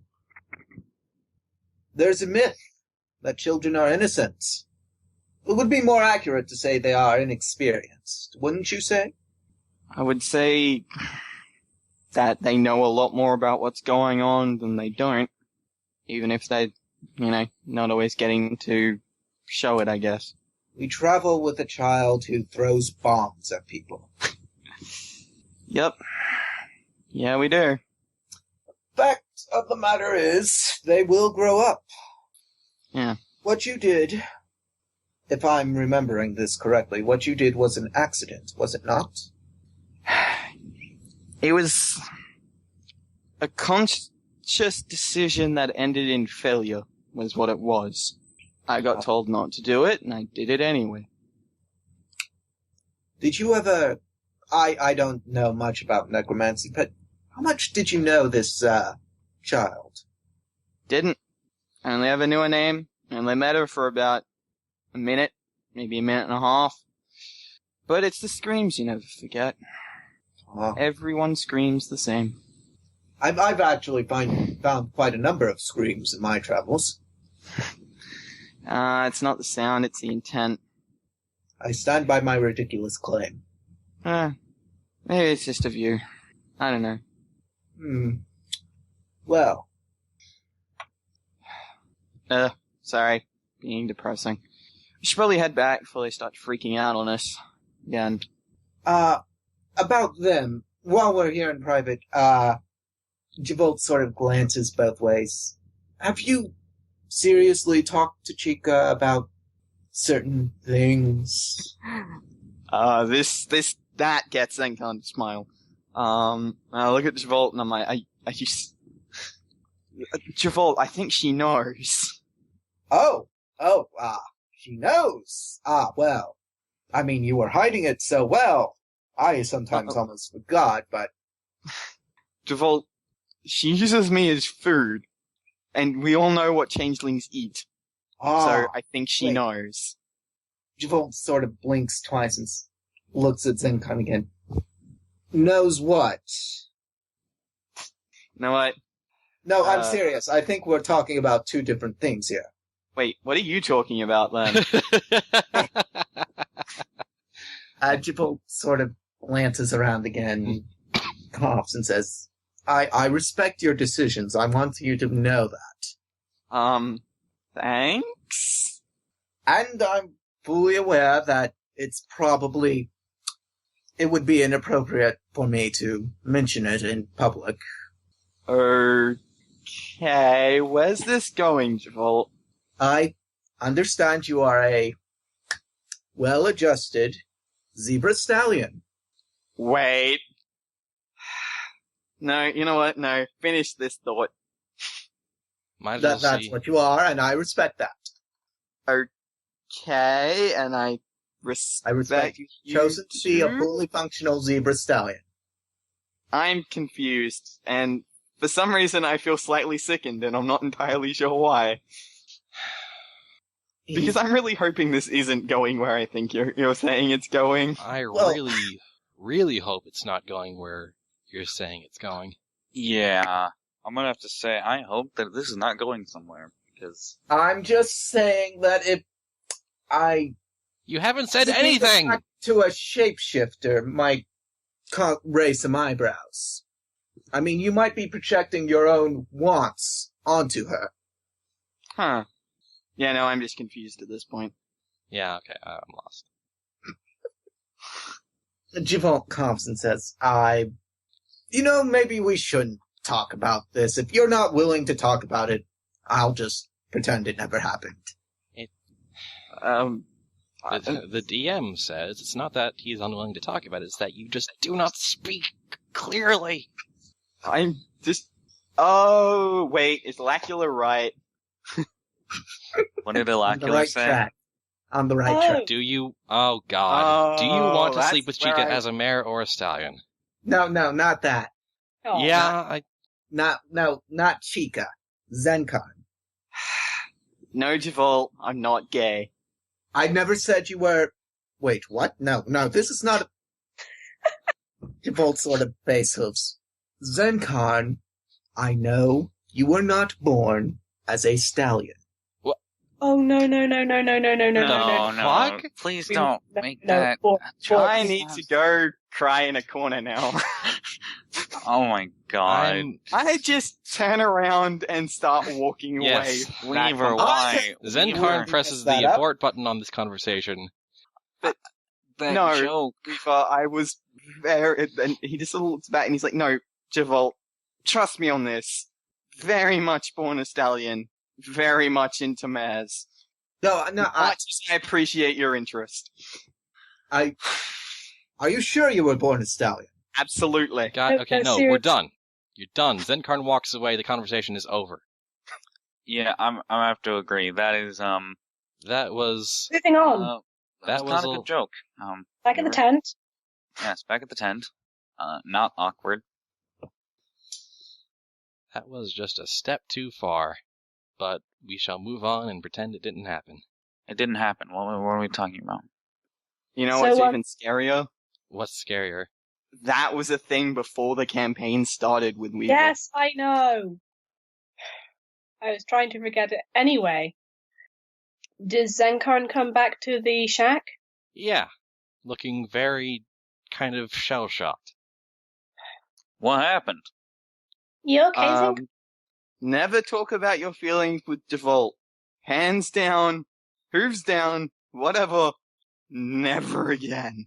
Oh, well, I could have told you that. Zenkarn, I made some designs. She holds up her sheet of paper. I'll look over it. I'll nod and be like, yeah? No, that I like. That definitely I made works. the armor. Dark Falcon says, at least you're not thinking about Death's zombie class anymore. Fair call! Fair call, Falcon. And there is a tweeting bird somewhere. That's mine. Hang on. Let's turn off your bird already. No, you gotta put a burn on it. It's Yeah, put a bird on it. Put a bird on it. You see, some people have watched Portlandia. So, I've seen it. It's ridiculous and Wonderful. Not all of it is very funny. I don't know, I feel like having lived in Portland all my life, I don't think I would actually... I think I'm disqualified to watch Portlandia. No, I feel like I've already, watched Portlandia all my life. I've lived in and around Portland all my life, and all I can say is that, sometimes I find it hilarious. Sometimes I find it, like any skit show, the joke doesn't hit home. And then sometimes I'm like, wow, this is just too eerily accurate. God, why? Why is this accurate? I don't want this to be accurate, but it is. Ugh. Well, I've closed the window, but there's not much I can do about the wildlife when it's wet. That's fine. Anyway, getting back to the doctor's shack. Yes, the doctor's shack. Dally has drawn some designs, Which I look over with approval, because they're cool. Alright, well, you, got a design you, prefer? Cause, I'm ready to make the armor. Alright. Who actually made, out of curiosity, like in character, who would have made designs? Yes, I am just gonna pick on character, not on design. Powder Keg made a design. Flotsam made designs. Firelight probably would have gotten a piece of wood and put a, burned in. Have you seen any of those things before and stuff with, the burn art and stuff on wood? Yes! Okay. I had to make that. That's fun. Firelight probably would have made a design and stuff on that. As a joke, wait, is there paper inside the shack? You can get paper. You're fine. Tempered Steel, as a joke, is going to send a paper airplane flying out. When you open it up, it says Tempered Steel's design suggestion, and it's a blank piece of paper aside from a face with a tongue sticking out. In the corner. Revolt did technically make some designs before he wandered off. Yeah, he did. Flotsam draws a heart on the airplane and sends it back into Steel. So can Revolt come back at this point? I don't know. Have you learned your lesson? Yeah, Javolt comes back at this point. He sort of coughs awkwardly and says, "Well, that was enlightening." So, And you're absolutely sure, Zenko. Don't Shut up. Okay. even start. Okay, All this is right. gonna be one of those things where it's like, out of character, I'm gonna have to tell you, It's nobody in the party is okay with the joke and nobody wants it to continue. So I mean, I don't please care either bring way. it up again. No, but enough of us do care, and we have Yeah. said it before, so please don't bring it up anymore. Yeah. We should Alright. probably drop it. This needs to not be a running gag. Okay. All right. And now- Revolt coughs and says, "Well then, I shall, So, armor. Yes. So, are y'all ready to finally make this thing? Yes. Sure. Oh, wait. I can also pitch in, have you ever seen metal, burn metal designs? Oh, heck yeah. I can do that. Oh, heck yeah. Who needs a tempering oven? We've got Firelight. I am the tempering oven. I can do all sorts of shit. Of course, we need heat treating oil, which we don't really have, but Oh, damn. Man, I feel like a rich kid with his new car and he's just like, I had to have everything. This is like, Mario in the armor. this is like going down to your dad's body shop and watching them make a new car for you. Heck yeah. except, your dad is 5 random people who are just really insane and keep adding strange designs to your armor, and none of them really agree on what the design should be, so by the time you get your car, it's just this mishmashed amalgamation of parts that suddenly transforms into Bumblebee for some reason. And then meanwhile, your grumpy uncle's off in the corner telling you there's better things you could be getting.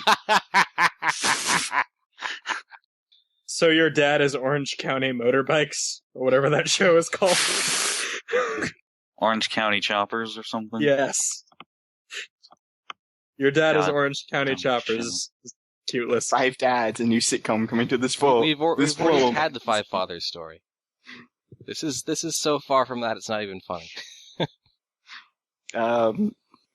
Seeing as I've got actually no physical things to go with, I'll just point at one of them, and then we'll go with whichever picture someone draws me that I think is coolest.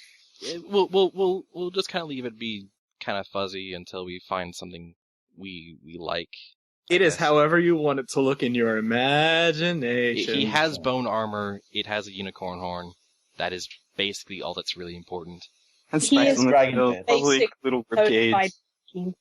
I am a walking walker. So now you get to be a fake unicorn. Woohoo! Oh god. Now I want to just channel necromancy through the horn, just for shits and giggles. I trying thought to of You know, complete. You know, if you throw in the whole wing thing, he's like he's trying to do his best impression of an alicorn as he can. Oh my god, Princess Zenkarn. So really shit, like actual alicorns. Boom! I'm sorry.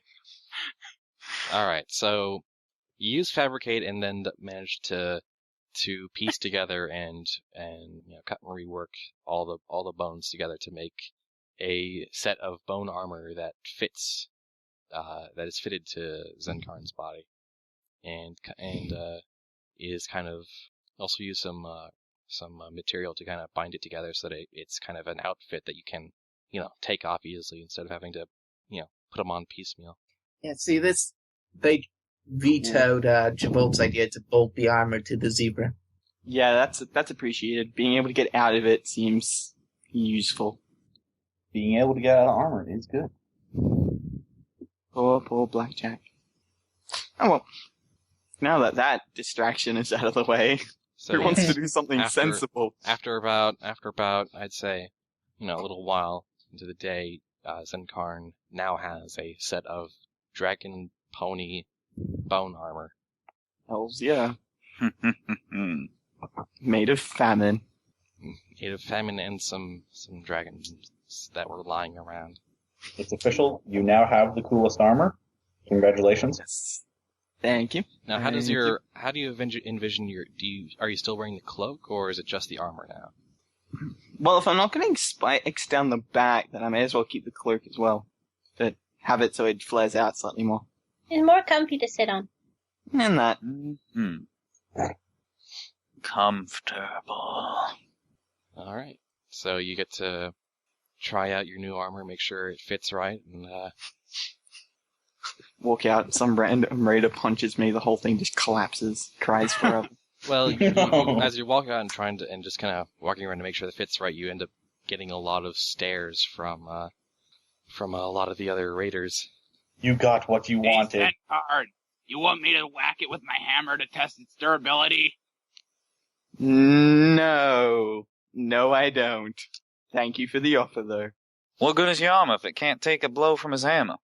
That's true. If it gets damaged, it's going to be interesting to try and repair it.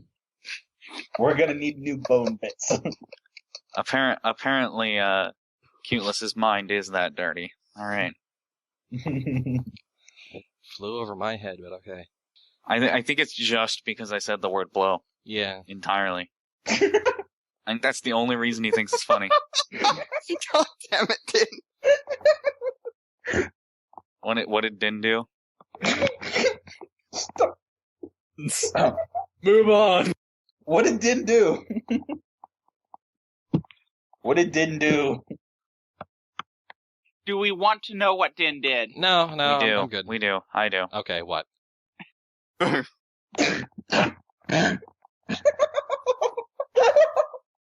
I have no idea what's okay. I can't Yes. say what Din said, not yeah, quick. let your rock hard bone be pounded. Oh, that's why he was laughing. Okay, so Din has the dirty mind. Yes. Yes, Oh no, and I started laughing I about apologize. it. The Wait, witch you hunt started- is over. So you started laughing when I said blow, but then Din made it worse. Well, you said blow and hammer, I apologize. and then Din made it worse. Alright. Well, that happened. Alright. Well, we're done with our rapist scenario here, so let's move on. Don't remind me of that video ever. I love that video. I hate that video. Anywho, It's just so awful. Anyway, okay, so what now? I don't know. Well, do we have any other business to do? we need to rebuild those robots I saw, and did I tell you all about the robots? Probably not. You probably mentioned nothing of the sort, and mentioning them now is like, what? Actually, come to think of it, Powder Keg, Yeah? actually, never mind. Well, What? no, you probably wouldn't be of any help here. Never mind. No. What is it? Tell me. Look, a distraction! I'm the one who does the distractions. You're not fooling me. What is it? Yeah, I just realized this would probably be a bad conversation topic. You know what we need to do, actually? Tell me. You don't bring something up and then not tell me what's up. Javont's going to start walking off. Powder Keg's gonna follow. Just let him go. Just let him go. No, Powder Keg follows. Okay. Oh, God damn it. Javolt walks a little faster. Keyless, what do you think we need to do? Well, I was actually going to say someone should get around fixing Powder's eye, but if he's leaving... Sorry. Okay, so Powder heads off after Javolt this time. So how does this tangent go? Everyone's having a miniature field trip with Javolt today. Well, I mean, Javolt what was Javolt going to talk about? Okay, so Powder Keg's just going to follow. What are you talking about, Javolt? Wait. Oh, God. You know what? Why don't you, Javolt sort of sighs. Let's go find the stall. Javolt walks off in search of the robot stall. Okay. Alright.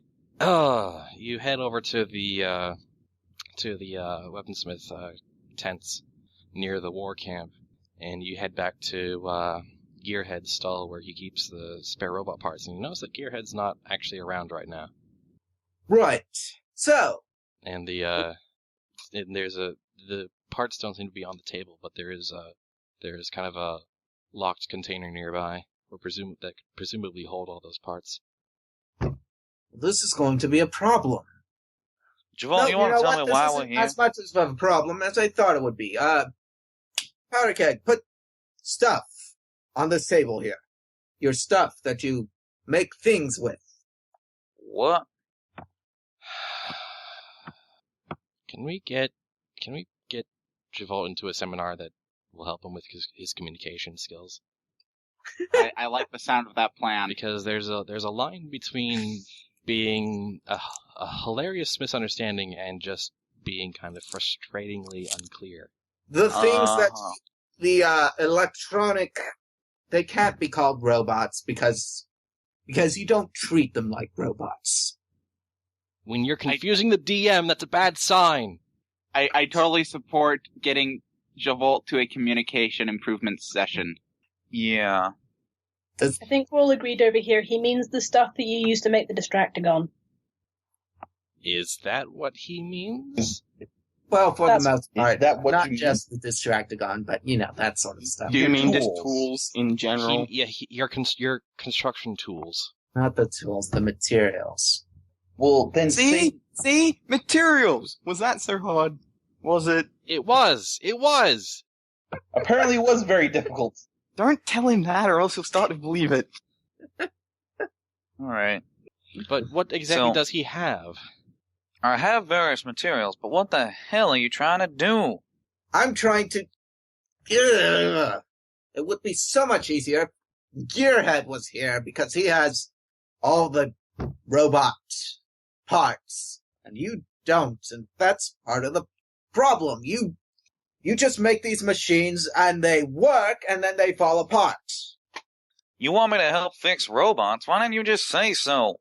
No, it's not just fixing robots. You can fix robots to work for a day. I want you to fix robots so that they work for a century. Well, you got some fresh off the factory line parts from some kind of new fancy factory?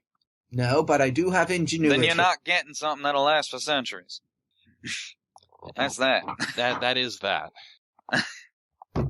He's right on the money there, Javolt. Javolt sort of frowns. You don't... Have you ever actually talked to a robot? No, usually they just shoot and kill. See, you never ask why. Because, it seems to be a problem because with you. Most of the ones that survived are security robots that are programmed to attack most things on site that are trespassing on their territory. That would be why. Mm-hmm.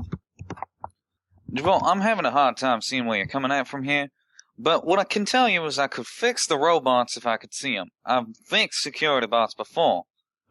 But my question is, 1, why do you want them fixed? And 2, what the hell did you get in your head so that you think someone could fix a robot in this day and age that could last for a century? It's not lasting for a century. It's their personhood. They are as much people as you and me. Why And are you starting all the hard conversations today, Master Weaver? Why? I'm Javol? bored. Javol, let me tell you something. AI don't exist in most of these robots. Now, I will not contend that there is some robot that maybe does have some semblance of life somewhere out there. I have not met that robot, and I can tell you what, that these buckets of bolts ain't that robot. Now, I don't know why I decided to follow you. I just wanted to figure out what person. This is not the conversation I don't even know why I'm gonna go back to the fucking rest of the group. I have no idea what is wrong with you. I'm thinking about the future. That's all. Yeah, well, maybe get your head in the present sometime. I tried that. It blew up. Try again. And this time Powderkeg just leaves. Yeah. Okay, I'm starting to see. I think I'm starting to see. Okay, I actually get what Javolt's getting at, and we will. Okay, yeah. Anyway, I know where this was going. It's just that he is still being an enigma about it. Where was it? Oh! Thank you, Falcon. Yes. Where was it going? What? I'm gonna assume it has something to do with the whole AI thing. Yes. Anyway, Yes, monitor, as Ellie Carr let's see. is saying. Oh, is he trying to build a body for Monitor? I think so. Oh. Well, no, that would help, but see, if he were clear about that, and if we knew who Monitor was, it wouldn't be as much of a problem as it is. He's never really explained Monitor, has he? No, he has. But no one, almost no one believed him. I think Powderkeg explicitly was like, nope, not listening to this. I don't care. Mm-hmm. This is crazy. Powderkeg's opinion was, computers have text lines. That's about it. Maybe some data and documents on them. I don't think you've created some kind of mind on one, and I'm not really going to believe much of what you say, because I don't really trust you for stories like that. Anyway, as Powderkeg is returning to the rest of the group, you actually hear throughout the camp. It's been quite a few hours since the battle with Famine now. It's getting to the mid-afternoon, and you hear a bunch of raiders going around to all the tents, shouting out, "Apocalypse will be resuming soon. Apocalypse will be starting up again soon. Everyone make your way back to the gates of hell soon, in 30 minutes. Interesting. Lotsom's going to look for... Question. Were the... Who's eating? Yeah, who's eating? Anyway. Seriously stopped. Were the foals at Apocalypse last, when it started? Yeah, they were watching, yeah. Okay, cool. And, so, do you guys go? Oh, yeah. No, we just say no. I'm gonna say yeah. Yeah. Oh, Lapis was eating. So, about half an hour later, you all head back to... Yeah, I went ahead and muted. Yeah. You mentioned Tempered Steel's not in a position where he can't move. Tempered Steel's in good enough condition to go. You're in good enough condition to move around. Not without a bit of pain, but you can walk without too much assistance. And you head back to the big ol' meeting area, still with the big ol' slightly radioactive crater along one of the stairways, but everyone, they give that spot a wide berth, but everyone falls into the seats just the same. And just like before, the three of the four horses, Death and Conquest and Pestilence, they come out of their tents and head down. And out of the Famine tent, walks down the steps, it's Locust. Yay! Flotsam smiles and waves at her. Locust smiles and waves back slightly, but continues on her way down, kind of synchronized with the rest of the four horses. You do not see Scales with her, though. And they all step up to their little podiums to kind of address each other. And I honestly don't have the energy to do 4 big old speeches, but the end result, as Death starts and they all go around with their new opening statements, because they're basically starting the whole conference over at this point, is that they are all in agreement that they must change their ways of being raiders. They must change to instead becoming tribes and seeking out a symbiosis with their place in the wasteland. And their new sister, Locust, the new famine, will help lead the famine gang in this new direction with her experience and with Scales as her closest advisor. They, the Four Horses tribes, will reject the executive's deal and unite with the Dragon Mawlers and their allies to wage war against the executive and secure peace for the Maw. And as Locust's opening statement comes to a close, the Four Horses look at each other and nod and say, and Death says, "We all seem to be in agreement. What about," he turns to the crowd and says, "What about the rest of you? What say ye?" And all the ponies around just start shouting and cheering, and somewhere along the way someone starts shouting out, "Dragon Mawlers, Dragon Mawlers, Dragon Mawlers." And the crowd starts picking that up too, and a lot of the raiders start shouting out, "Dragon Mawlers, Dragon Mawlers, Dragon Mawlers," until Death finally quiets them down. Flotsam went beet red. Javolt is clearly very torn and wants to say something, but he's sort of glancing at Powder Keg and Zenkarn, and he's... Tempered Steel is going to shoot him a look that says, "Please don't say anything." Javolt ends up leaning over to Chica and whispering something. Let me just... Okay, what? Chica just rolls her eyes and says, "Yes, we know it's incorporated, but it's not as good a chant." Jesus. Okay, so Powder Keg is sitting there looking kind of conflicted. Like he is okay with it, but it just looks like he's not quite comfortable with this and is a situation he never thought he would be in. Oh yeah, this has to be extremely trippy, at least for Powder Keg. Tempered would anyone stop Tempered Steel if he stood up and began walking down?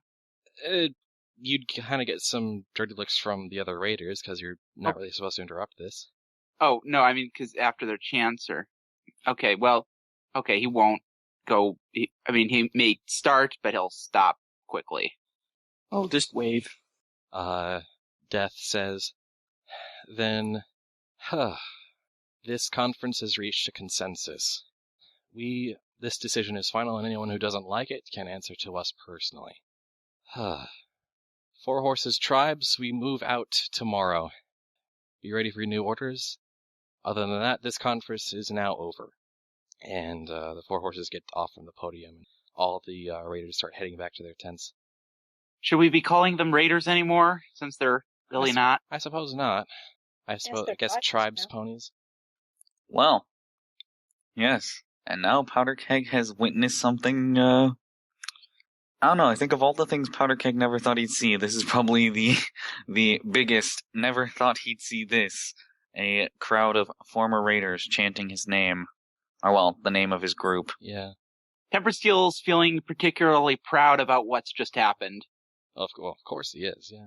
After everyone's filtered out, Flotsam just kind of goes, "Yay!" and kind of twirls up in the air and just kind of does a few laps, just looking really happy. Sorry, I didn't really have the energy to pour a little bit more, emphasis into that whole... No, that's understandable. Dude, you did them chanting our name.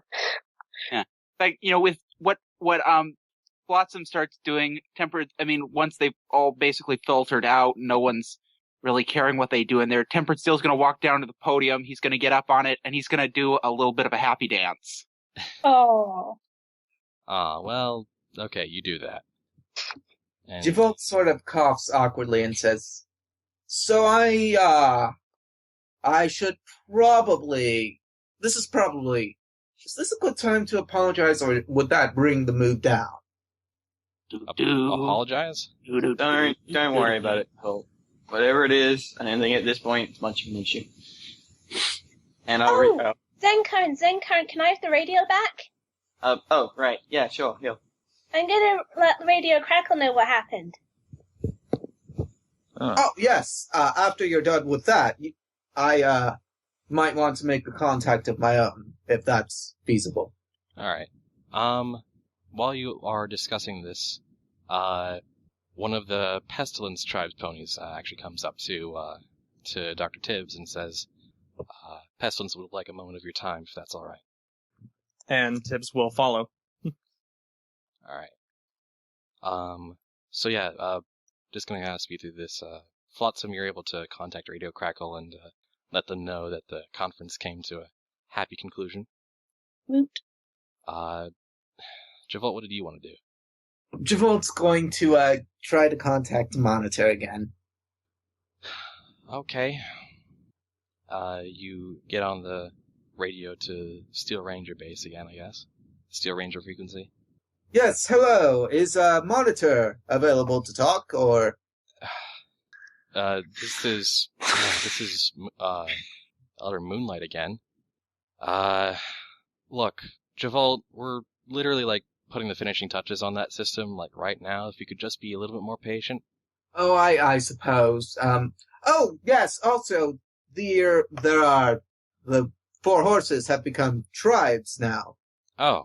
I'm not sure what the distinction is between tribes and raiders, though. We heard the news from Torque. Good to hear it from you too, I guess. Oh yes, Torque is here. How did he know that? I mean, it only just happened right now. Well, I mean, he was stationed at Radio Crackle, so I don't know what was going through his head. Well, you'll have to talk to him about that.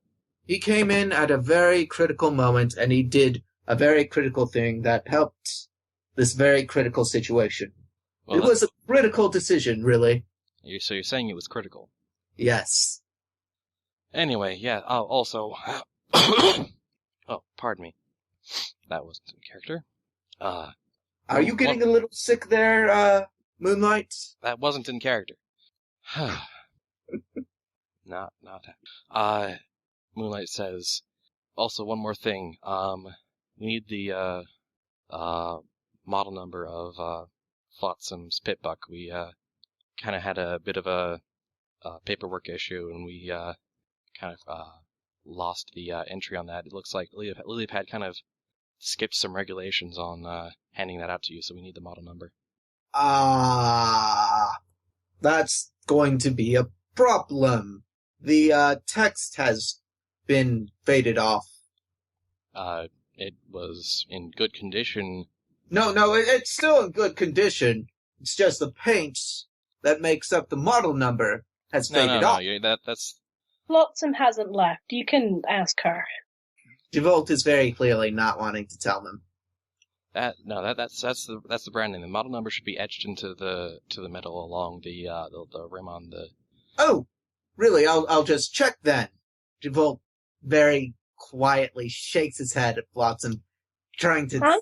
Look, this is what we need to help with the monitor system. You're sure about that? Yes. Oh, here it is. Javolt rattles off the model number, but he's still very clearly suspicious. Wait, did he say this is about Monitor? Are we going to be able to talk to her on my pitbuck? Maybe we should ask him.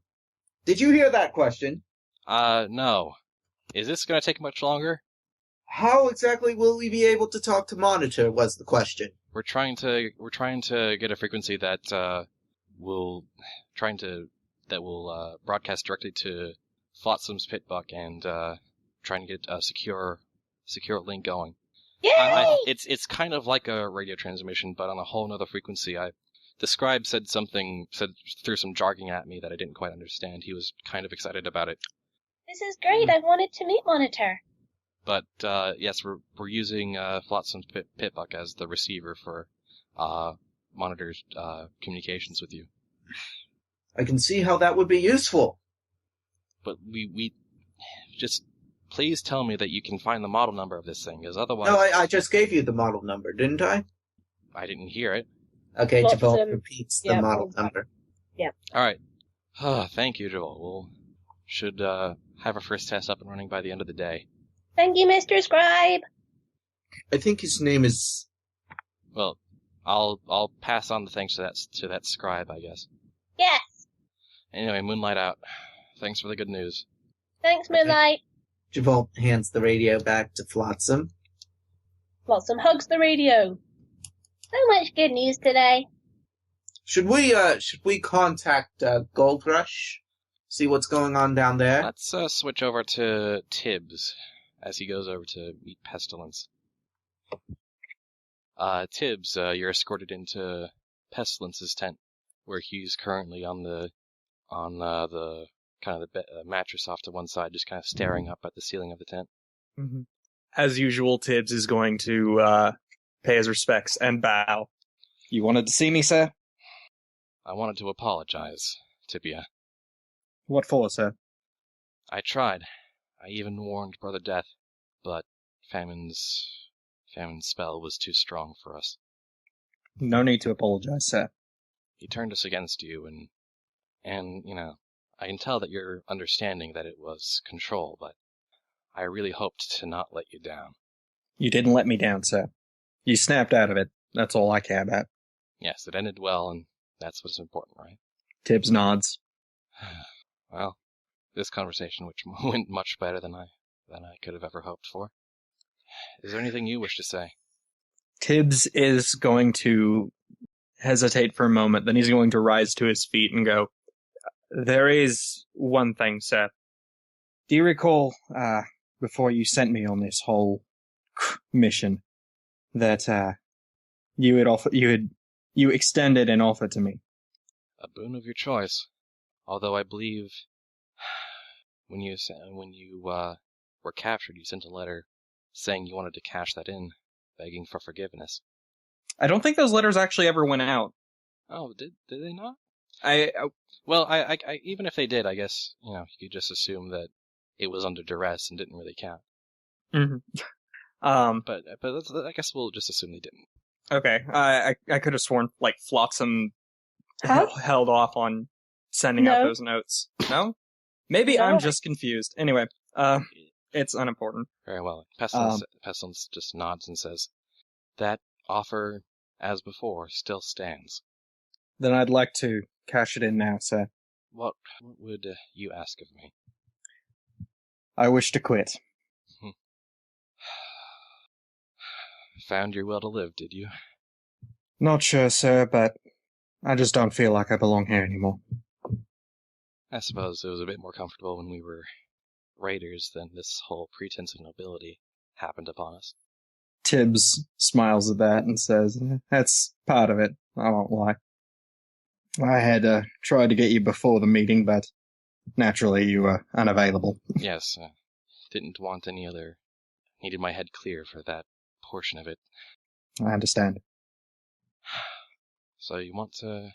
What will you do? Will you still be the doctor, still maintain your network?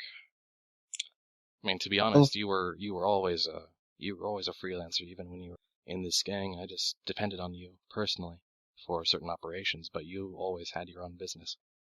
Tibbs nods at that and takes a moment to go, "I'm not entirely sure what I'll do, but I think, at the very least, I know a few ponies and others who might be able to help me find out." You'll continue to travel with the Maulers to see this conflict through? If they'll let me. And that's all I ask, that you finish this thing that the Maulers started, that we've started. Tibbs will nod, and then he will take off the jacket that has been marked with all of the pestilence runes and fold it up before setting it down before pestilence and why did I say famine? Pestilence. Because they're kind of similar concepts anyway. Give me your stuff. And returning to where he had been standing before.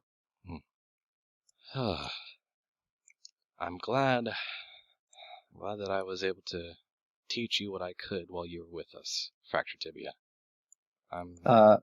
Tibbs will smile and go, "Frankly, I'm just grateful you didn't kill me." I don't think we're in the killing business anymore. Although, Death has been having a great deal of fun with Famine, but really, I think that's more stress relief than anything else. I don't think we're in the crime syndicate business anymore. This should be about a way of life, not about a criminal enterprise. Tibbs very slowly nods at that.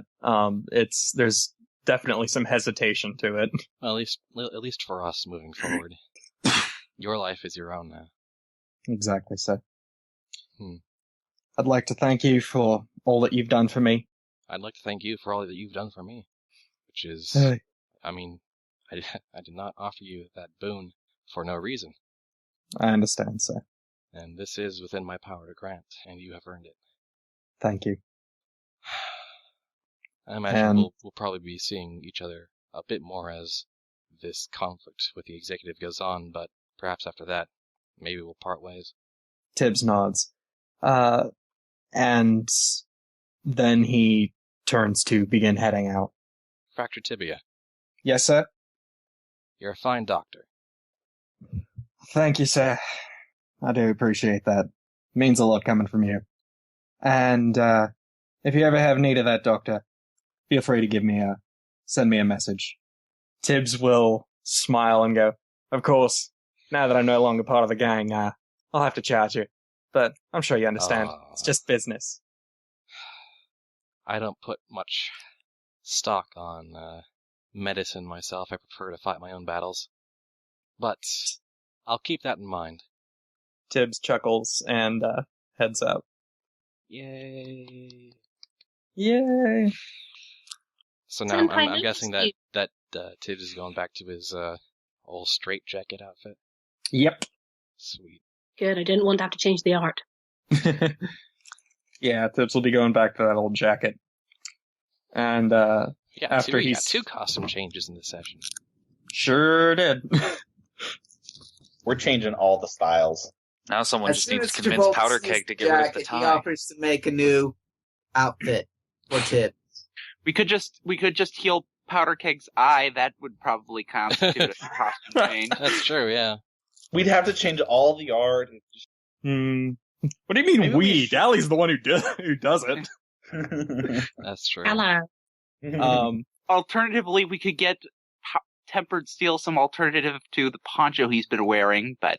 Yeah, if people actually want to go through with trying to heal Powder's eye, it's not like he's going to put up an argument to having depth perception again, but it's not something he's going to think of himself. So someone else is going to have to. You need to roleplay that out. Yeah, we'll not only are you going to have to roleplay it out, but after the big meeting. All right, so it's been some time after the big meeting now. Yes? I had kind of wondered if this can wait until after we do Powder's eye thing, but I had kind of wondered if Flotsam could go off and look for the kids again. I don't know if they're in a group, but at least look for the deaf kid. Alright, we can put that on the table. Do you want to, I guess, if it's like Codeman or whoever, if you want to deal with the eye thing now? I kind of have an idea. It wouldn't take too long. It would be just after this meeting. Tibbs would like to meet with the entire group if possible. Yeah, for a short thing. You can probably catch them all. Yeah. Okay. As soon as he is back to his original outfit, the one that they met him in, and they're all in the room together, Tibbs is going to look to the group and go, I know it's been that I have been something of a problem for you lot. So I'd just like to make a request. And Tibbs is going to kneel down to the group, much like he has for the various leaders, and say, I'd like to formally extend an offer, if possible, to join you lot. Well, if you do that, then first of all, you're not going to kneel. Yeah, get up, man. Yeah, I think you already were kind of a part of this group. No, seriously, get up. You're embarrassing us, man. There's a balding spot in your mane, and it's just not good to look at. Oh gosh. Tibbs will stand at that and go, it's just formalities, mate. Just trying to make this all nice and Secondly, dramatic. technically I'm we're the not- manager, so if we want to review the paperwork... Aurelia just waves her arms, says, I'm okay with it. Who else? Flotsam puts up stuff. I've never really thought of us as a group to deal much with formality. Just yes or no, Tempered Steel. Just don't overcomplicate this. Yes. I didn't know that you contemplated leaving. The reason I'm asking in the first place is, at this point I have left, the Pestilence gang, Oh, formally. So, it's not a gang anymore, though. It's a tribe. I mean, technically, everyone left the pestilence. I left the tribe. I'm no longer working with Pestilence. Why? Just seemed like the right time to leave. I can understand that. Alright, I suppose you're in. I'll work out the paperwork later. Oh, And- speaking of paperwork, Flotsam gets Tibbs's chemically treated paper out of her saddlebags. I think I can probably give these back to you now. It is notable that Powder Keg remains silent the entire time. We I figured. was anything wondering yet. if that was a conscious choice, or maybe you had just muted. No, it is a conscious choice. Okay, then. And Tibbs is going to look to Powder and say, one of the offers I'd like to extend as a sign of friendship, as it were. It's not quite the word I'd use, but seems appropriate. How'd you like me to heal your eye, mate? You really think you can do that? Oh, yeah, you can. We've Quite a been good working on- doctor, mate. We kind of figured a few things out and stuff while working on Steel. Really? He's better than he looks. Tibbs is going to raise an eyebrow at that, but shrug. Ooh, backhanded. I like it. Wow, Firelight, bring in the sass. Ooh. Burn. Sorry. You need some healing for that burn. I'm a doctor, mate. I got the drugs for that. Oh man, wait! I'm Firelight, and I just Yeah, I made a Firelight burn. just burned someone. I Sure said did. that. Fine. But Firelight has to watch the whole procedure. Makes Done. sense to me. All right, so let's So- bring back that eye. All right, so you guys head off. Wait a minute. You were missing an eye? Face It her. is at this point that Powder Keg flips up the hair that is always covering that area, which shows the big gouging scar and hole where an eye should be. Why didn't you ever ask me to replace your eye? I mean, I replaced my own eye. for the I wonder obvious why, reasons. Javolt. I wonder why. Honestly. Well, I suppose you can regrow it and have a boring old organic eye again. That'd be preferable. Yes, your taste and all that, and All right. yes. So as they head off to the Doctor Descends to restart that operation, Flotsam, now you can head off and see if you can find some of the kids. And you actually managed to ask around, and you managed to find the Death Kid you were asking about earlier. Hey. Hi. Oh, hi, Flotsam. Did he ever get a name? Oh, no. L- None of the kids it- have names. It's fine. I'll just assume. Him.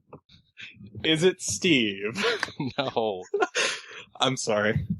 I could just assume that Flotsam knows his name and will just conveniently Actually, not say it. You made a list of names. You probably have a better idea for the names than I'd ever have.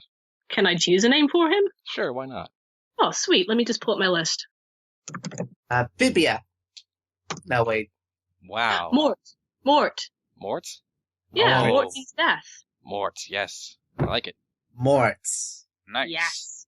You know I that like there's the fic called Yes, Morts. yes, Stuff we like know. I know about the fic. Oh my god. Oh, sorry. I said that before I saw that Eli and Smarty had also said it. It was actually on the list that I made as well. So, okay. Yeah. Hey, Mort. I think we're probably moving on soon, and I just, Oh. you're cool and stuff, and I wanted to say goodbye, I guess. Okay. Thanks for everything, Flotsam, I guess. Yeah. I mean, Oh, hey, do you guys listen to the radio? yeah, sometimes when parents say it's okay. So that means you've heard DJ Smack Talk on Radio Crackle. Once or twice, yeah. You know, he used to be in the gang as well, when it was still a gang. He did?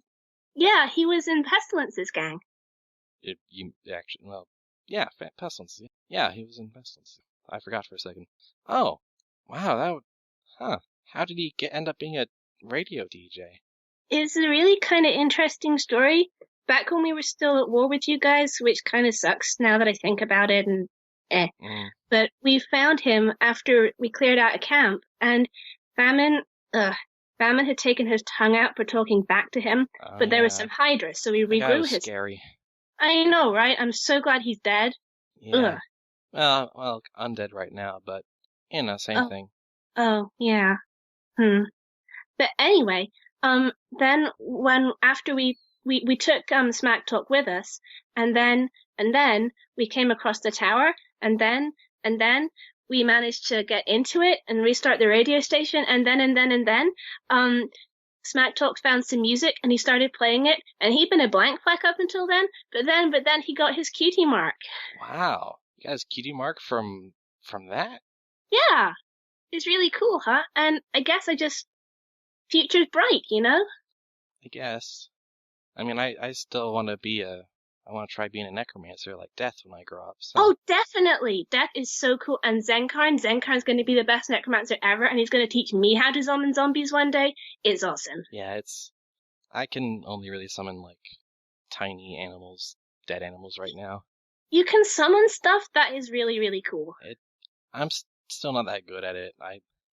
I have to have, some of the teachers watching over me when I do it, because otherwise I might accidentally trap a soul somewhere, so.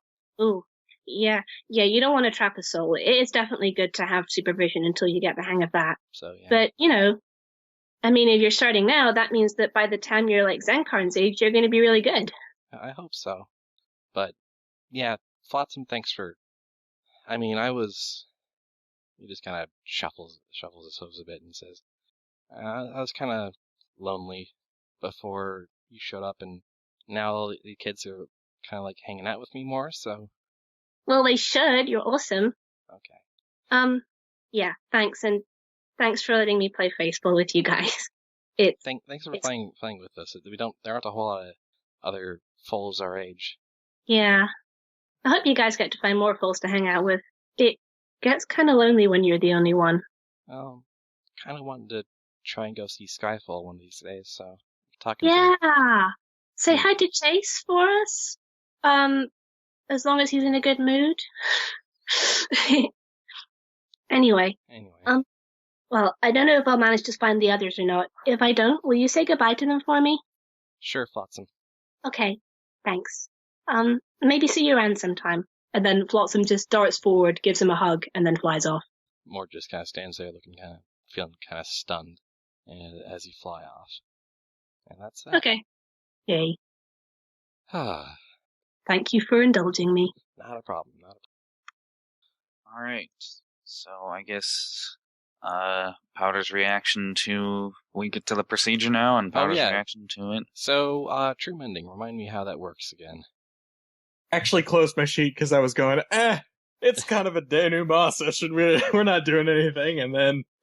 Oh well, it's like a 10-minute prep time, and I opened the wrong sheet. Dang it! This is what happens when I run a session the day before. Oh. I have all of my recent docs in the wrong place. True Mending, magic, preparation time 10 minutes. You touch a creature and cure it of all permanent physical damage, including normally irreversible ailments such as crippled or even missing body parts. Nice. So, there's gonna be a bit of magic in this procedure. Yep. For, obvious reasons. Do you, give Powderkeg a sedative before you do this?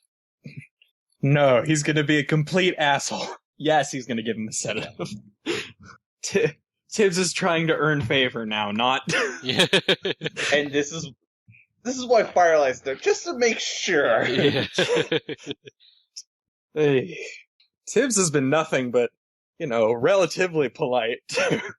I'm sorry, I can't even say that with a straight face. So, Powder Keg, Tibbs puts you under for a bit. Tibbs, you work your magic on Powder Keg's eye. And when you wake up, you find yourself with the incredible new power of depth perception. Yay! Now, I think it's your choice if the scar there still remains, but... Well, given that it's magical healing and true mending, as much as I like the scar and I liked the fact that he was missing an eye, it's kind of a... this is kind of a relatively new procedure for Tibbs. We can easily say that there's still some scarring left. The scar has mostly healed. You can still see kind of faintly crossing your eye, but the eye is perfectly intact and the skin is mostly healed. So, and it's a perfectly functional eye. Just like it was just grown anew. Well, that's a sight I haven't seen in a long time. I can't believe that actually worked. Tibbs is going to raise an eyebrow and go, "When have you been looking at your own eyeballs, mate?" I'm assuming he has a mirror or something. Well, yeah. But how often does one look at themselves in a mirror in the wasteland? You know what I mean, Tibbs. Tibbs will shrug at that and then extend a hoof. And then say, "So, we mostly square?" Powder Keg will... No, hold on. No, Powder Keg does not wait for you to do that. Powder Keg does immediately put his hoof up there and says, "Mostly square." Mostly. Progress! Tibbs nods and said, figured you'd say that. We're like maybe rectangular. Maybe rectangular. Well, it could be a golden rectangle. Possibly oval. Or triangular. Now we're getting way abstract. Tibbs is going to point to Powder saddlebags and say, "You might want to replace your grenade for me, by the way." Oh, what? Your grenade for me. You might want to replace it. I thought he used the grenade for you. Exactly. That's why he should probably replace it. Something tells me I won't be needing it. We said mostly. Oh, I'm pretty sure named grenades are just reserved for Javolt at this point. Well, good to know. Let me guess, you're putting my name in the C4 next, right? Probably. If it makes you feel better. What I have to say, Tibbs, we're getting very good at this. Yes, we are. Best doctors in the wasteland, I'd say. Show that old coot who's boss. Tibbs is muttering that last bit under his breath. Firelight will actually, raise his hoof and stuff for a hoof bump, actually, when you say greatest doctors in the wasteland. Tibbs will respond with... Tibbs will reciprocate. That's the word, not respond. Tibbs and Firelight and Tibbs. Mighty and powerful doctors. Exactly. Haha! I know that reference. Time to start playing God. We can give life. Of course we can play God. Well, no, you just... We've been working with the necromancer. You guys are like that one doctor in, Princess Bride. He's only mostly dead. Yes. Yes, because there's no way that playing God can possibly go wrong. Oh boy. Been doing it for years. That's a discussion for another time. Tibbs is not going to play God without charging significantly.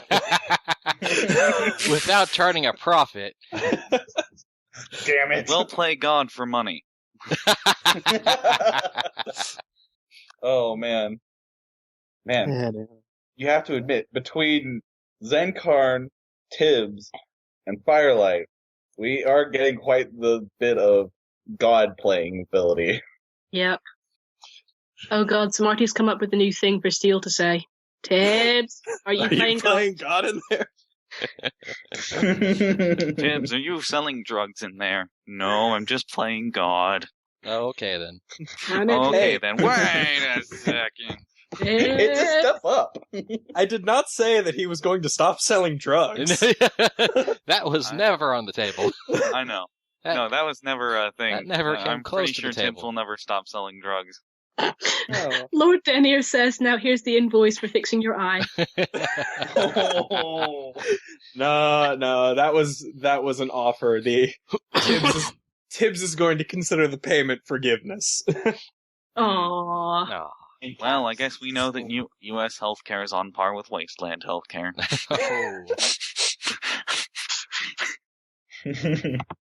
Anyway. For a brief moment while you're all just kind of hanging out and being chums, Flotsam's pip-buck goes haywire. Okay. The screen starts flashing, buttons flash, just makes every kind of beeping and booping that it has on its little soundboard. And then, after about 5 seconds, goes back to normal. Oh, what was that? Flotsam looks for new settings on the pip-buck.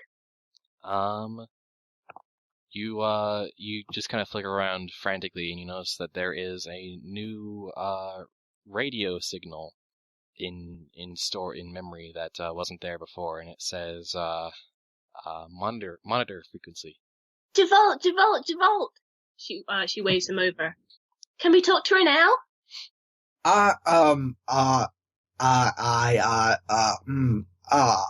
That means yes. Flotsam actually kind of looks doubtful for a moment, then gets a knowing look on her face, and then just kind of takes off the pip-buck and hands it to Javolt. Actually, maybe you should talk to her alone first. Yes, of course. Yes, that's a good idea. Yes. Wait, what are you talking about? Takes the pip-buck and sort of backs off into somewhere. It's his AI friend, Monitor. His IA friend. His IA I friend. made that shit up. No? Javolt activates the monitor channel. Javolt doesn't make stuff hello? up. How are you doing? The pip-buck's screen, when you activate the frequency, the screen flashes again and goes blank, and then after a couple seconds there is a little ASCII face of a Donkey Jenny, and it kind of animates a bit as you hear from the speaker, "Hello." Hello. How are you? Is this working? Testing. What's Well, this the now? voice is working, but you seem to be running a slightly outdated visual. Might be the hardware on this side. Pip-bucks don't really have it's better than a radio, but still not ideal, I guess. As well, a step forward is still a step, I suppose. Have they been treating you well? They've been kind of wary around me, and there's been a lot of work to do and a lot of things to get used to and a lot of information to take in, but I think we're starting to kind of get used to each other.